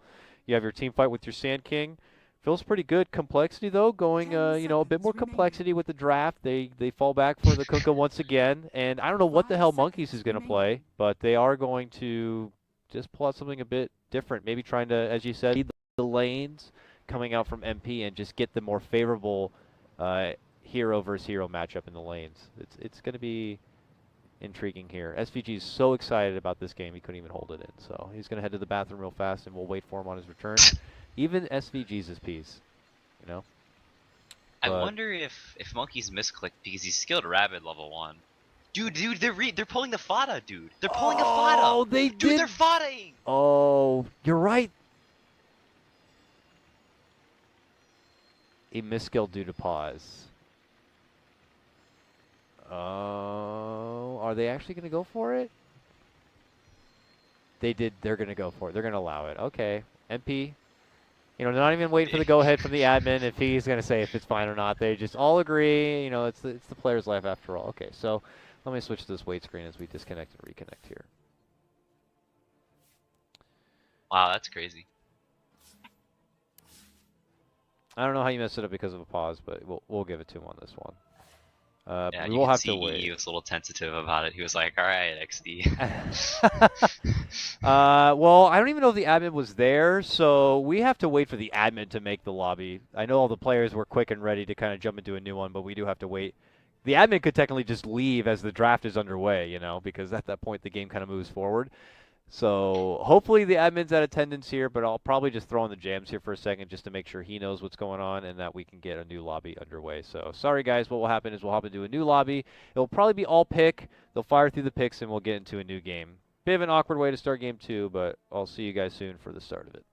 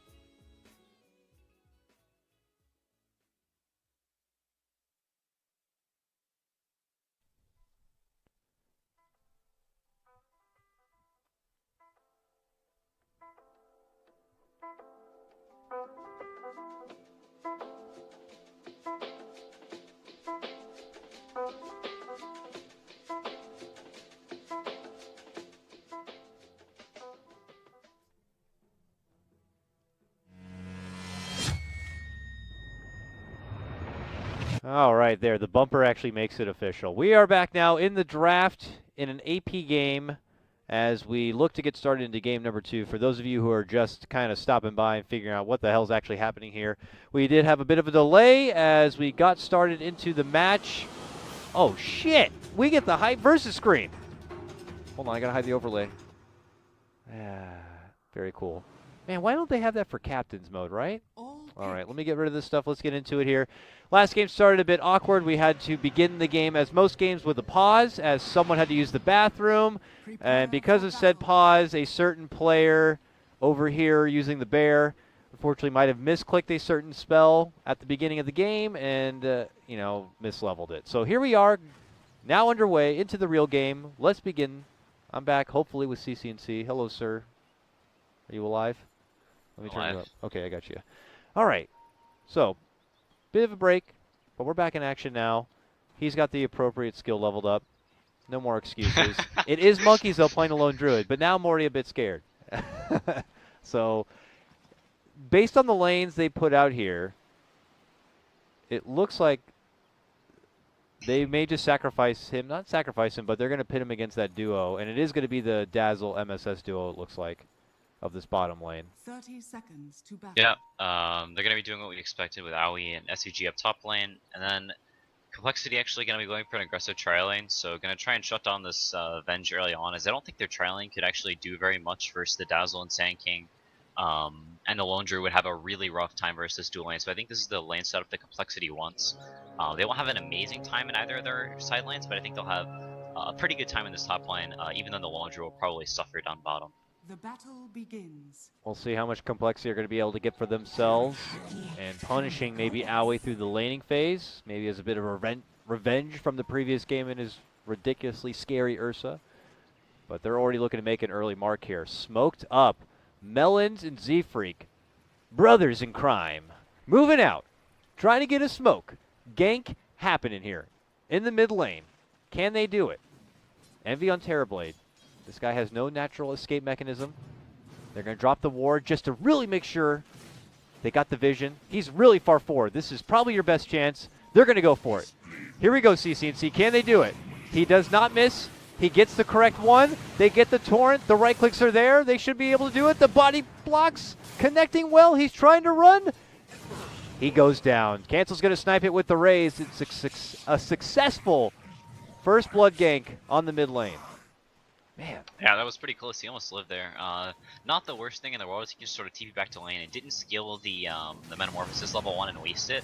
I think that's maybe what Complexity are going for, try and kill him right when he pops that, so he doesn't have that for the next, the first 2 or 3 waves. Cancel also not having to skill up raise, so not getting the bunch of souls for getting the kill. So not the worst thing in the world for Envy, and we'll TP back in with that Quelling Blade. Envy will now pop his new pickup of Metamorphosis, though, and be able to zone back cancel quite a bit. Our brothers have rotated now to the top lane and are looking to shake things up towards the pool side now things, as SVG is there trying to work it about. Aoi will try to leech some of the XP nearby as Moo will get involved. This is going to be a bit agitating here for MP, in particular SVG, but not looking to kind of get caught on the bad side of a disruption setup. So keeping good distance there. And for the bottom lane, look at Rose, man. He's going in on this bear. He wants 300 gold. Oh, not able to get the connection there. Just zoning him back all the way as he's trying to pull the wave up under the tower. Yep. It's having a pretty decent time so far. In this bottom lane, things will start to get a little bit rougher now that MSS has boots and going to have level 2 in the stun, so going to be able to maybe try and threaten a kill. But as of now, SVG just walking deeper in, probably going to clean up the banner in here. And I think Complexity not too sad about how things are going so far, as we expected. Now we're having a rough time up here so far. Okay, they're making their move for him. They hit him with the disruption, a soul catcher, a torrent, and an easy kill will be there. That's the takedown of the Venge, and looking for a follow-up. The X now, leveled up from Z-Freak, gets the pullback for SVG, and they're also going to get that one. Double kill for Melons as Complexity hit MP hard with a nice 3-0 start. Envy's going to be able to grab the top lane Arcane Rune. This is the one good thing going for MP, though, is that Envy is doing work in the mid lane. 15-9 to Cancel's 8-1. Though he was first blooded. Yeah, he's having a very nice time here. It's super hard to harass this Terrorblade at all with the 13 armor and Poor Man's Shield as an SF with just, 40 something damage level 1. At a certain point, once the cancel gets level 5 or so, it's going to be pretty hard for the Terrorblade to stay in lane. It's going to get raised down. We'll start to have some damage issues. Not last hitting wise, but trying to deny becomes futile versus the raises. And we'll probably head to the jungle, but it is sort of hard for NP to send anybody to sop up the XP whenever he does go to the jungle because they are getting pressured so hard top. Yeah. Rose actually leaving bottom lane, leaving MSS to solo so they cannot get totally massacred up in the top lane. How does that fare? I know that we're going to probably have to keep sights in this top lane as it's a 3-on-3 and already looking to swing. Magic Missile, there's a good stun combo. Move comes out and they hit him with the poison. Now SVG though, man, that Soul Catcher, so much amp damage. SVG just can't handle it. Turns back, gets the stun, will end up going down. Mu though, in the line of fire here. Will pop the wand, survives a bit. Rose still looking to go on the chase on the other side of things. Z-Freak might have to go for the neutral deny, can't get it there. Owie will get the pick off, looks for a second one, moves in, gets the wave off to Swindle. SVG's back from the dead and looking for revenge. He gets the stun onto Swindle, but Swindle's still running, man. Woo! They get him. SVG with the range hacks will pull it off there. Just a ridiculous bar fight in this top lane. Yeah, with the Windlace just barely gets in range there. Envy, like we talked about earlier, is having a great time mid, popping his second Metamorphosis up to 26 last hits, now level 5. But you can see this harass starting to weigh in as cancel, just getting a clarity ferried out even, and just sort of spamming raises every time EE walks into range. I wanted to quickly see how things are going for MSS. He was the one that was left to the bottom lane to go mano-y-mano against Monkeys in his bear. MSS is matched up even as far as CS, but Monkeys' levels are starting to come in a bit. I wonder if they switch to Monkeys Lone Druid when they want that 2017 Lone Druid, and they let Moo play the old school one, I'm curious to see the build-up that Monkeys goes for this game. I bet he's going to go for the, new age range Lone Druid. Yeah, we'll have to see. It can be pretty. You need a lot of farm on the range Lone Druid for it to do that much, and with a Weaver in your team as well, maybe Moo will play more of a sacrificial role this game. I'm kind of curious what he goes for, because we haven't seen Monkeys play a Lone Druid in the past, and having a Weaver and a Lone Druid on your team is, it's very, very farm intensive cores, especially having a Shadow Fiend as well. Well, you have two supports who are happy to kind of create space for you. They just don't stop finding action here. Top lane, they got that earlier pickup on Rose, who's already back in the lane. They do a committed dive, looking to go for Owie, but they almost feed themselves over. Swindle going to be going down first, and it could be Z-Freak next here. But they're eating a lot of damage too. Rose very low. The bug nipping him in the feet. Gonna get the finish there. Moo with a double kill now. X pull back into Torrent on for Owie. Locks him under the tower. Eats a few more pot shots coming out from Moo. And Complexity really taking advantage of this top lane. Now pulling themselves ahead 7-3. Moo's getting in a lot of the action. Hasn't really spent too much time CSing, but is definitely getting his hands dirty. He's 4-0-2 already. Yeah, this top lane is really not going how they wanted to for NP. Getting so many kills. Looks like SVG may go down again. Dodge the bugs. He did, but it doesn't matter. I don't even know if he did. Doesn't matter. He's dead. That's, man. Swindle makes easy connection there, and he's putting the extra points also into Soul Catcher. Not looking to go for any poison this game. It's all on the disruption and the amplification of the damage. Doing work this early game. Yep, they're rotating in on Rose as well, so like we talked about, Envy going back to the jungle, and then we can support her to take the XP, but they are going to gank him, make sure to get that free XP and levels while Envy is out of the lane. Does just TP out, so we'll be fine. Yeah, it was very scary, but no stuns.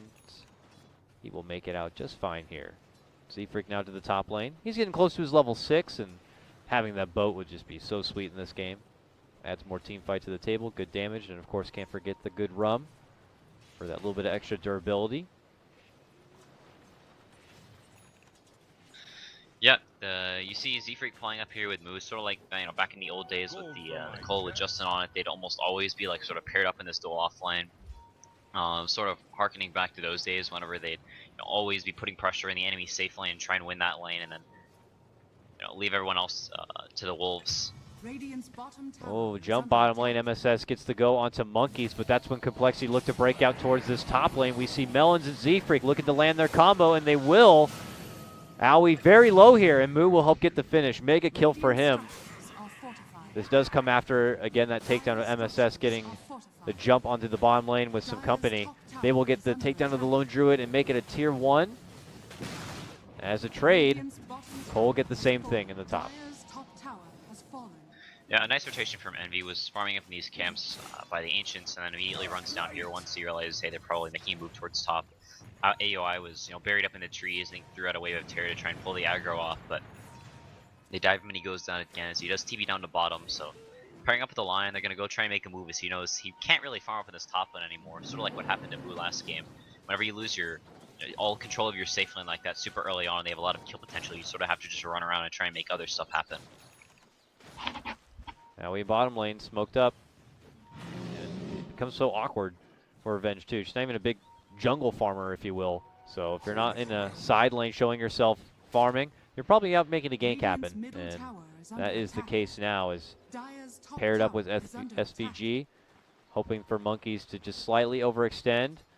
But even under his own tower, it's not safe. They come in from behind. They're going to be connecting with all sorts of stuns.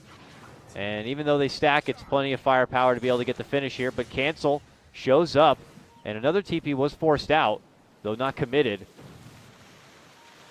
They'll just take the one Lone Druid down and walk away.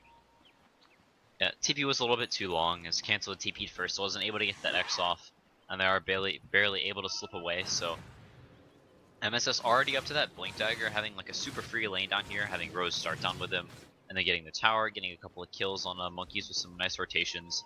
So now has the Blink Dagger, and they'll probably give AOI this lane as they're going to pull this hard camp and try and reset the lane a little bit back, so giving AOI some space. Maybe MSS just going to farm this, finish up his Blink, and then go around the map and try and make some space for AOI to catch up.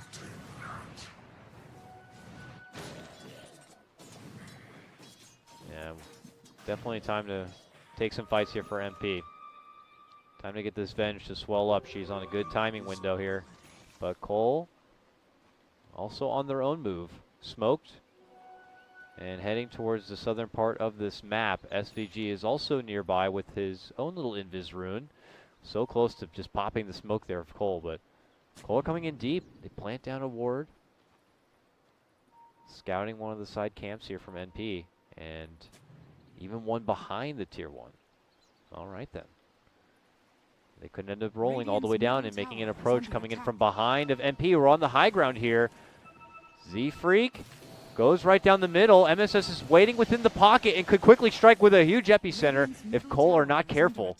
They're running in. They're looking to go for Owie. Owie swaps back. There's a disruption. MSS is charging it up. He's going to be going in and hitting onto coL. Onto 3. They get cracked. SVG blasts him down with a finger, and Cancel should also be going down. He turns back with the raise, but will also get popped.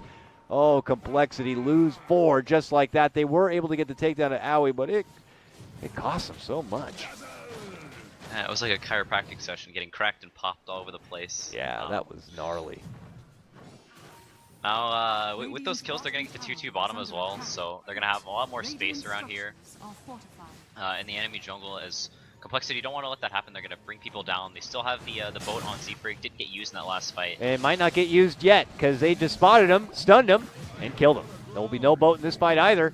Melons tries to come in to help out his brother, and quickly realizes there's a Terror Blade there, and 180s, but MSS putting in the work with this Blink Dagger that he earned himself through that laning stage has set up another wonderful kill here for MP. Etching now ahead 11-10. All the momentum going their way. This has not been a safe place for Monkeys to return to. Him, top lane, he's been avoiding all this trouble in all this fight and trying to get back into the grind of farm here. And he is also going for the bear build, it would appear, as he has a Midas on the bear. Yeah, he does have a Midas. Isn't playing in the melee form like Moo was last game, so we'll have to see if he's just going for Midas and then trying to scale a little bit better as the game goes later. That's true. But NP taking like all those fights down there is absolutely huge for them. Because now they can get these deeper wards down, and they can sort of play around in this bottom lane. MSS shoving out this top lane, and NP most probably going to try and migrate back down to here, play in this area, maybe wrap around this mid tower, And they just have a lot more options now. This tower's down. AY is catching up, trying to get up to that HOD so we can have a little bit more impact in these fights. The extra regen will help out as well. Here comes coL towards the mid lane, sieging away out of tier 1. Not yet for MP to be at attendance here. Looks like Envy has finished off his Dragon Lance, an item that was almost made perfect for someone like Terrorblade. This guy is so like skinny. He had like 800 life until he picked up that item. So now with 1100 to kind of go along with his ridiculous amount of armor, just overall makes him a bit more meatier. And now he can move in. Sunder's up, ready to go. Metamorphosis, the real ultimate, ready to go. And they've drawn out their game plan, looking to pincer in onto coL right in this mid lane. Envy could show himself. coL are in a decent position to head into the high ground. They get hit with the weave. They turn around with the disruption, but he was not in that metamorph, so he's going to be able to step back. Boat will fly out, but it crosses right in front of him. Cancel, eating a lot of damage. Looks to go for the Requiem. Will be able to get it off, but loses his life right after. And coL, just like that, will drop 2. MP round back to look over the tier 1, and they could combo it into a tier 2 takedown on top of it and just swell up even further in net worth. Yeah, you can see Cancel actually going for the mech on Shadowfiend, something we haven't seen for quite some time, but realizing that we have two kind of greedy right-clicking cores. He wants to go for more of a fighting build and help, give them actually a shot in these team fights. But with MSS getting such a good start, and now going to lose the first tier 2 of the game at 14.5 minutes, he's not really going to have the greatest of impacts, as he kind of falls behind on damage versus Terrorblade versus Avenge, just naturally tanky heroes. Top lane, they made their move onto Monkeys. We'd seen how long MSS had been stalking them, and they're finally going to be able to strike with a +1 rotation. Now, back in that mid lane, a trade's happening here as Complexity maybe pushing in with their advantage in numbers. It's not going to be able to get the catch on anyone. It's just MP getting another big takedown, leading with 2 ahead in terms of net worth. It's Envy at the top. No surprise there, but MSS just right behind him. Very farm Sand King, man. He got that Blink Dagger, and he's been involved in what feels like almost everything. 3-0-7 for the Sand King. Yeah, and AUI, after that terrible start, losing his tower super early on, was part of a couple good rotations. They had some really nice team fights because MSS getting that Blink super early on, and now basically just 1k behind, not even that, behind the Weaver, who had such a nice laning phase, is able to push out this top lane. Like we talked about earlier, NP with these really nice deep wards they got down after, pressuring this bottom tier 2 and now taking this mid tier 2, they can see like where all of Complexity is moving. They know they're over by this Ancients area. They're playing by this top tower, so yeah. E is able to farm in this bottom lane really aggressively. They're going to pressure this tower, maybe even take it as SVG moves down here and slowly working towards his Blink. Has 900 gold now on him. And MP were able to fight around using their own wards. Complexity got their own nice aggressive wards down in that bottom lane, but the problem is that the fight was never there. MP were never putting themselves down there. Bow, top lane, stun set up. The boat will come out. Nice connection from Z-Freak. Will help Moo out a bit too. And MSS looks to make the call to TP away, but the Savage Roar going to be there for Monkeys. Cancels it out. They're going to get the root onto Owie. Curtis going to be dropped. They will be able to get Z-Freak down. But MSS will be taken care of next. Even Cancel looking to rotate in. Him and Swindle in action now. All 4 who are alive from Complexity here in the top lane. But there's a push coming in from the bottom. Here's SVG. Looks like Envy is going to not participate in this push. Simply sends in his illusion. coL will take the tier 2 top lane, and that will probably be the end of it. But the first promising fight for coL in a while is a simple 2-man takedown. Yeah, it is, another tower up in that top lane, which, is sort of an area they already had control of, so not really the biggest deal in the world for NP losing that tower. They would much rather, take this mid tower or the bottom one so they can sort of start playing around this bottom side of the map, but not to be, as they still have both those tier 1 standing, as it lets Envy stay around this area, continue to just farm up, has the Yasha now, as well as 1700 gold, so working towards that Manta. And did get an illusion rune as well, so maybe he's gonna try and hold that until he has the Manta, then go for just sort of a timing push with the Manta and the illusion rune. As Complexity only has towers staying in their top lane, so I think NP very happy with how the game is going so far, despite losing a couple heroes in the top lane. Yeah, definitely a time for nourishment now for MP if they want to farm up and coast their way into those next few items. coL more in a farm anything you can find at this moment in time. Where's Monkeys at? Okay, Radiance and Q. It's a Radiance Bear. Regardless of changing the player, it seems like the Bear will stay the same here. Top lane, Z-Freak makes his move for Owie. Gets the Oh. swap as the X comes out, but oh, he gets rooted. Plus they had the Savage Roar. Owie's not going to be going anywhere except to the afterlife. See you later, Owie. Here comes MSS, though. Steps up to play. Him and Envy in a Metamorph and the Epicenter. As they try to get the finish onto Monkeys, they will get it. SVG assists and steps in with the finger. Now Z-Freak should be going down. And MP make a much better, more worthier trade. Oh, they tried to go with the Burrow. X will pull him back, but response play from NP. Yeah, it does cost them a couple of ultimates here. They will just quickly try to make the most out of this Metamorphosis by rushing towards this tier 1 and finishing off. Yep, and bringing in the Lone Druid before he picks up the Radiance, obviously a huge kill. Until he has that, really just isn't that useful. The hero just has to sort of sit back and farm, isn't able to do too much around the map. But AOI going down again, so 5 deaths now on him. His item progression has been pretty stifled since we talked a little bit earlier how he had caught up so well, but now going down a couple of times, pushing in that top lane. Not the most farm hero in the game, but they do at least have Envy to sort of play that more late game oriented hero this game. Mild bit of harassment here on the Rose, nothing too troublesome for him. But yeah, the real core and carry at the moment is Envy. I don't know how much Owie's going to be able to find his way to still be a big factor on this Vengeful Spirit, who does typically have an earlier power peak than a lot of the cores, but should be able to offer great sieging potential as they make an approach to Complexity's base. She can still offer a lot of damage towards that like tier 3 tower, along with Envy, who is got his Manta now complete and is content in pushing through this bottom lane. We'll look at Moo here for Complexity side, a Lincoln Sphere set to be complete. He's inching closer and closer to it. Can't rely fully on the defensive capabilities on just Swindle and Z-Freak there to help him out. Yep, and an NP taking these towers down to the bottom lane, getting control of that really early on. Super nice for SVG because he was able to just sit down there and farm that lane. You don't really want to just run down there and gank him with, you know, your Kunkka Shadow Demon because it's just a line and there could be people behind him. You only have like 1 or 2 heroes showing. And so then he's able to just sit down there and calmly farm a blink and there's not too much you can do about it. So has that online in only 20 minutes, even after that terrible start they had. So yeah. Moo, until he has that Lincoln's picked up, has got to be pretty careful as they migrate up the top lane. This is going to be a Blink debut and a good one, too. It looks like they've already made their jump, though, for Owie. It could turn into a bit of a bait, though, if they can't get the finish fast already. The rest of MP show up to play. Z-Freak already heading out. Moo, though, on the other side, he had changed out his TP from his backpack and is looking for a place to be able to use it here. Owie shows up to the mid lane, but they are not going to be able to get the catch. Instead, they'll head up and over through their shrine. Are they going to go for the D ward? They can't see it up there. Oh, yeah, they will. Okay, they take care of that. But Roche is up. Envy pops Metamorphosis, and I think we know what he wants to get. It's an Aegis. Yeah. He had the Arcane Rune as well whenever he popped the Metamorphosis, so perfect timing right before the Arcane Rune wore off. So even after they get this Roche on, he would head into a push very, shortly afterwards if they want to.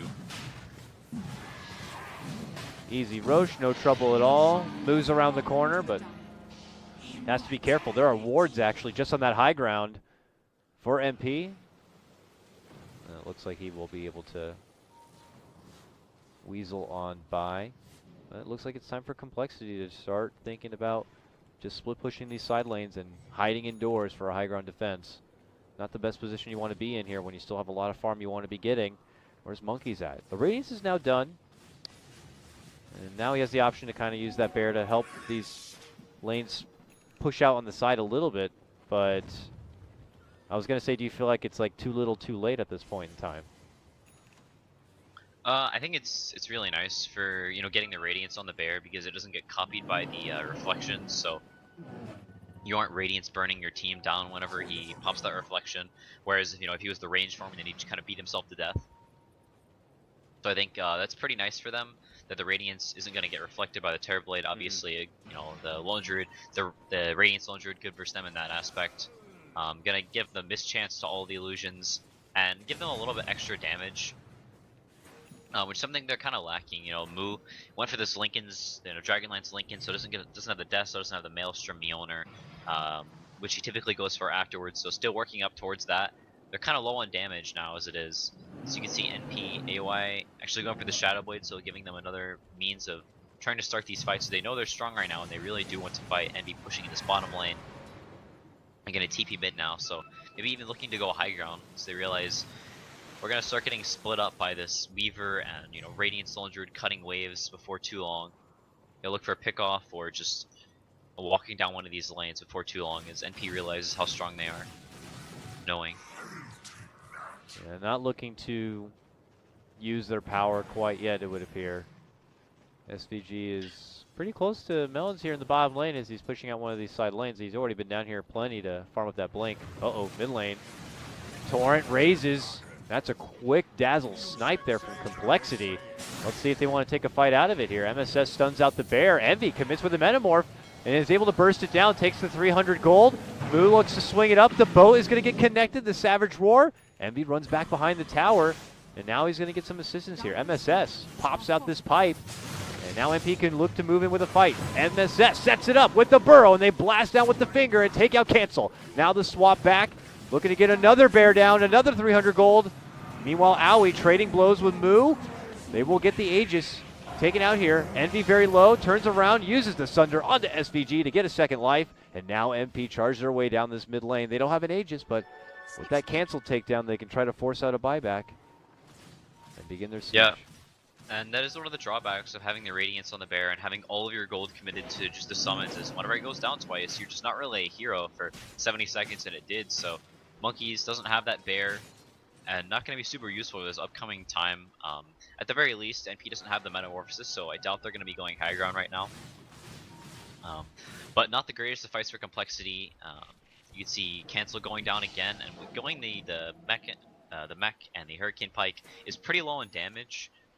Going for more of that utility SF, or just just being sort of this frontliner, and doesn't really have a lot of damage, so relying more on Moo for that as the game goes later and later, as he is going to be going for that Maelstrom like we talked about. Doesn't typically like to buy the Death Zone and the Weaver like some other players do. Yeah. The Complexity do kind of have some damage issues, as we saw in that last fight. I mean, it'll be nice to have the benefit of, I guess, one Soul Catcher if it does connect, but you're right. Like, no Z-Freaks here for boat, defense, Torrent, and everything else really falls on either the Shadow Fiend or the Lone Druid when he has his bear, and then obviously Moo.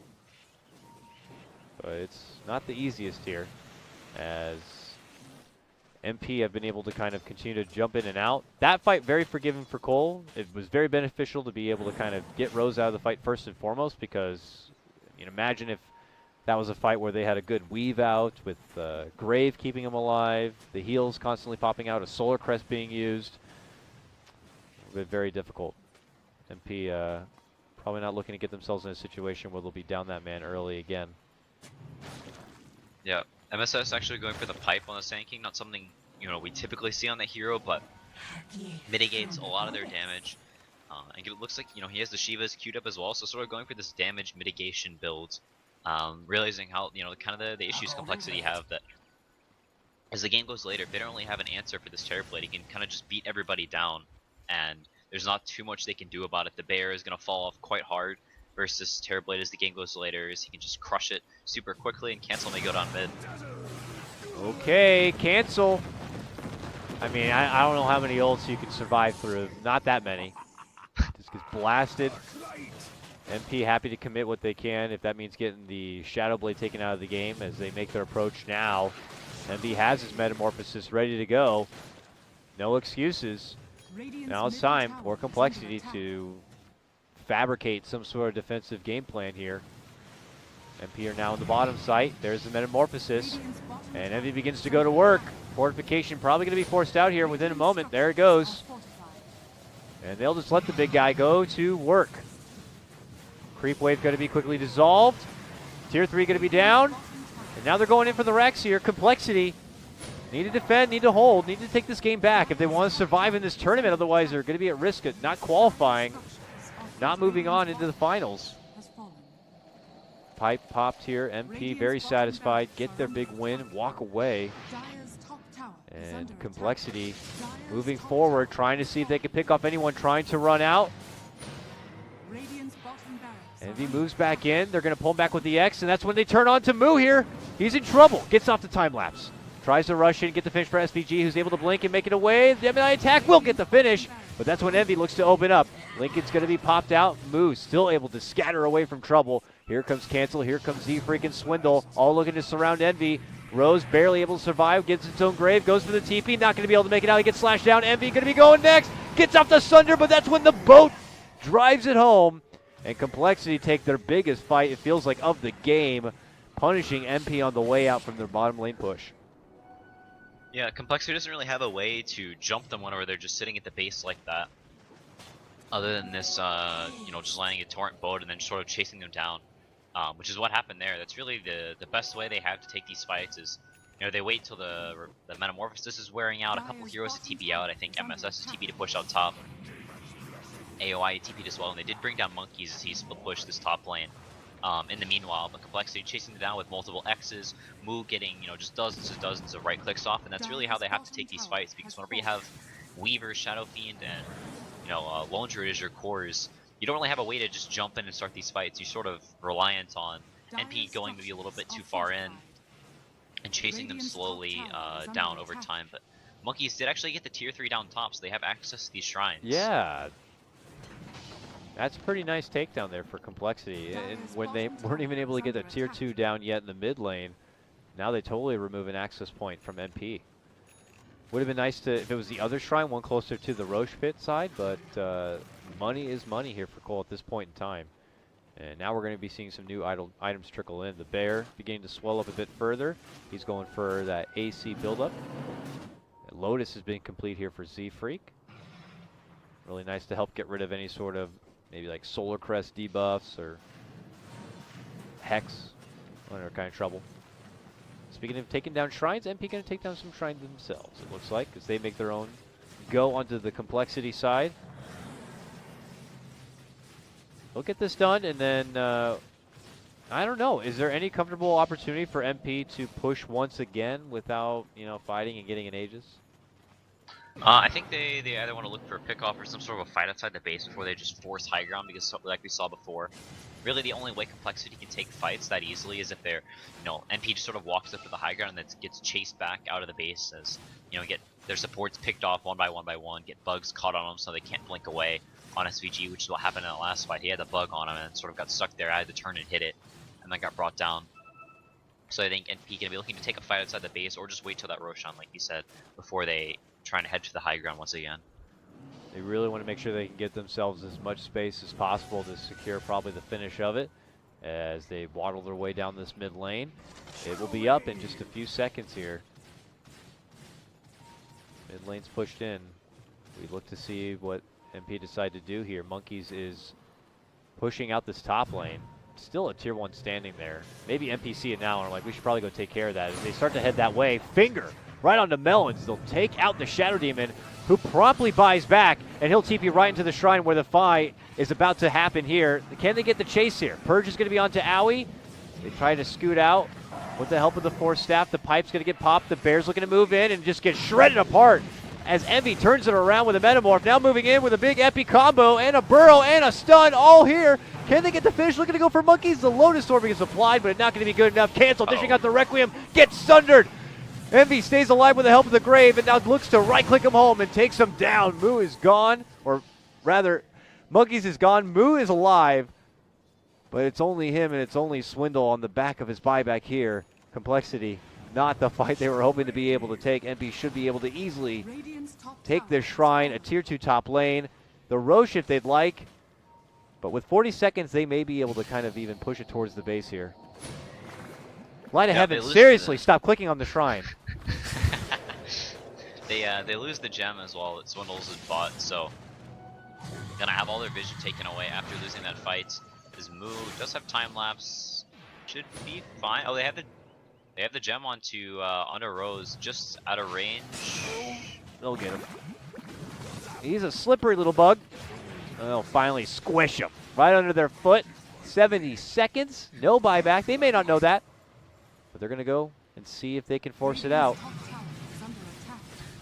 Yep, no meta, but with the Vengeance Aura and just the amount of items on this Terrorblade, they still take down these buildings extremely quickly, but looks like they are going to play it safe, not knowing if he has buyback or not, and going to go take the Roshan with the gem cleaning up the last of Complexity's wards, so now no vision outside of just where these creep waves are, and NP in a very dominant position after they're going to be getting this Aegis.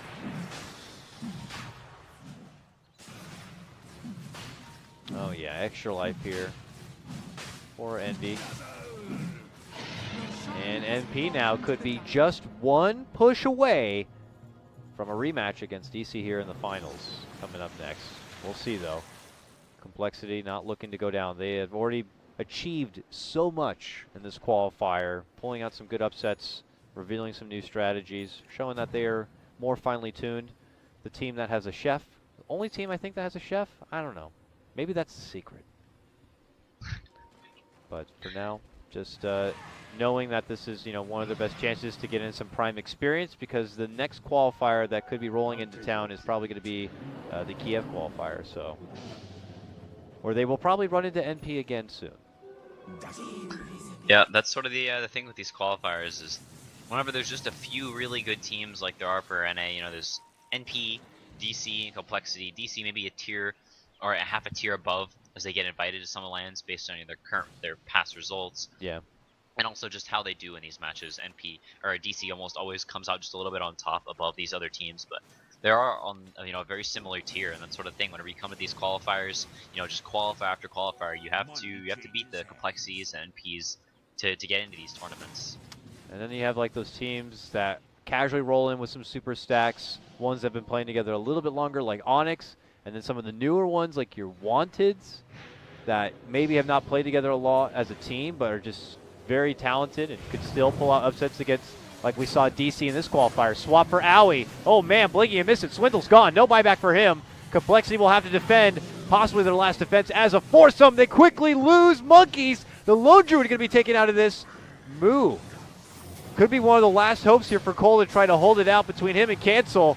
It's not going to be easy. Popped up pipe, and the call has already been made. Complexity have been eliminated from the DAC qualifier. It is going to be NP scooting into the finals to face DC for the one spot to head off to China and compete at LAN. Yeah, NP, I think, had probably the superior draft in both games and executing it masterfully. I think especially this game was a pretty significant outdraft. The Sand King pick and then, the Lion there at the end really shored up NP's lanes, and Complexity tried to, sort of substitute that by going for that aggressive tri lane. They punished this Venge, but in the long run, they just made so many nice moves with the Venge, Sand King, and Lion just walking around the map, getting pickoffs and buying time for NV, and then, whenever it mattered, MSS coming in with a clutch epicenter, and the game from there was just sort of all NP. They hit their timings well. You already touched on it there. Even the big example, MSS, the second he gets that Blink Dagger, he just goes absolutely ham with it. It was a struggle for Owie for quite a while, but MV certainly did what he needed to do. Mid lane just crushing and taking it to Cancel. Give props to, Swindle and Z-Freak at the early portion of this game. They really tried to make the most out of their dynamic duo with the Kunkka and Shadow Demon. Many setups, many kills, but, ultimately MP just had too much going for them too fast and were able to just outmuscle their way and put themselves into the finals here. So that is going to wrap things up for our first series of today. I will need to double check and make sure that Fogged is going to be available and ready. And if he is, CCNC, it was an absolute pleasure co-casting with you. If he's not, maybe I'll be seeing you again. So thank you so much for showing up on a short notice to kind of help me out. Greatly appreciate it there. And if you guys want to show your love to CCNC, hit him up at his Twitter at CCNC Dota 2. Thank you again, Quinn. Yep. Take care, man. Maybe I'll see you soon or not. All right. For everyone else, we are going to be heading into a little bit of a break, like we always seem to go into. Now, again, this best of 3 only lasted 2 games, and these games are set up on a schedule. And that schedule says that we are going to be playing our final at 4 p.m. local time here, which is exactly 1 hour from now. And, we don't have teams just kind of waiting on standby so that they're ready to hop into the next match just like that. So we can't just get the finals underway. If they do happen to start the finals early, I will see it and I will let you know. But I would say prepare for a 1 hour break, guys, and then be back here and psyched up and ready as we go into our very last matchup of the American qualifiers. It's DC, it's NP. One team will qualify to go to the Chinese LAN and one team will not. I'm coL Guy and we'll be back for our finals of the American qualifier. Take care, fam.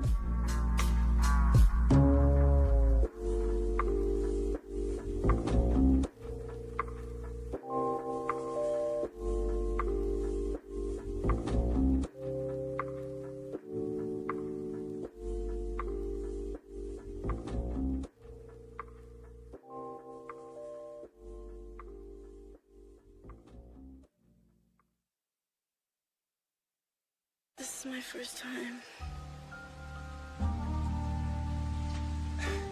You're kidding. I'm sorry.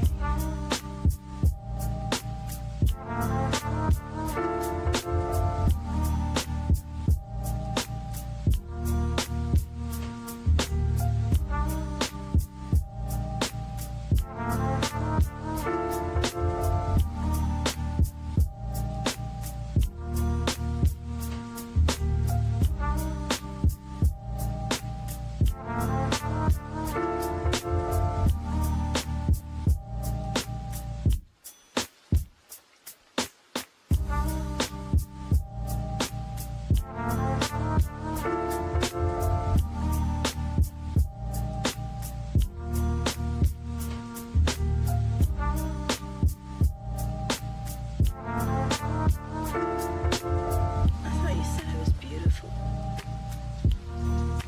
You are beautiful.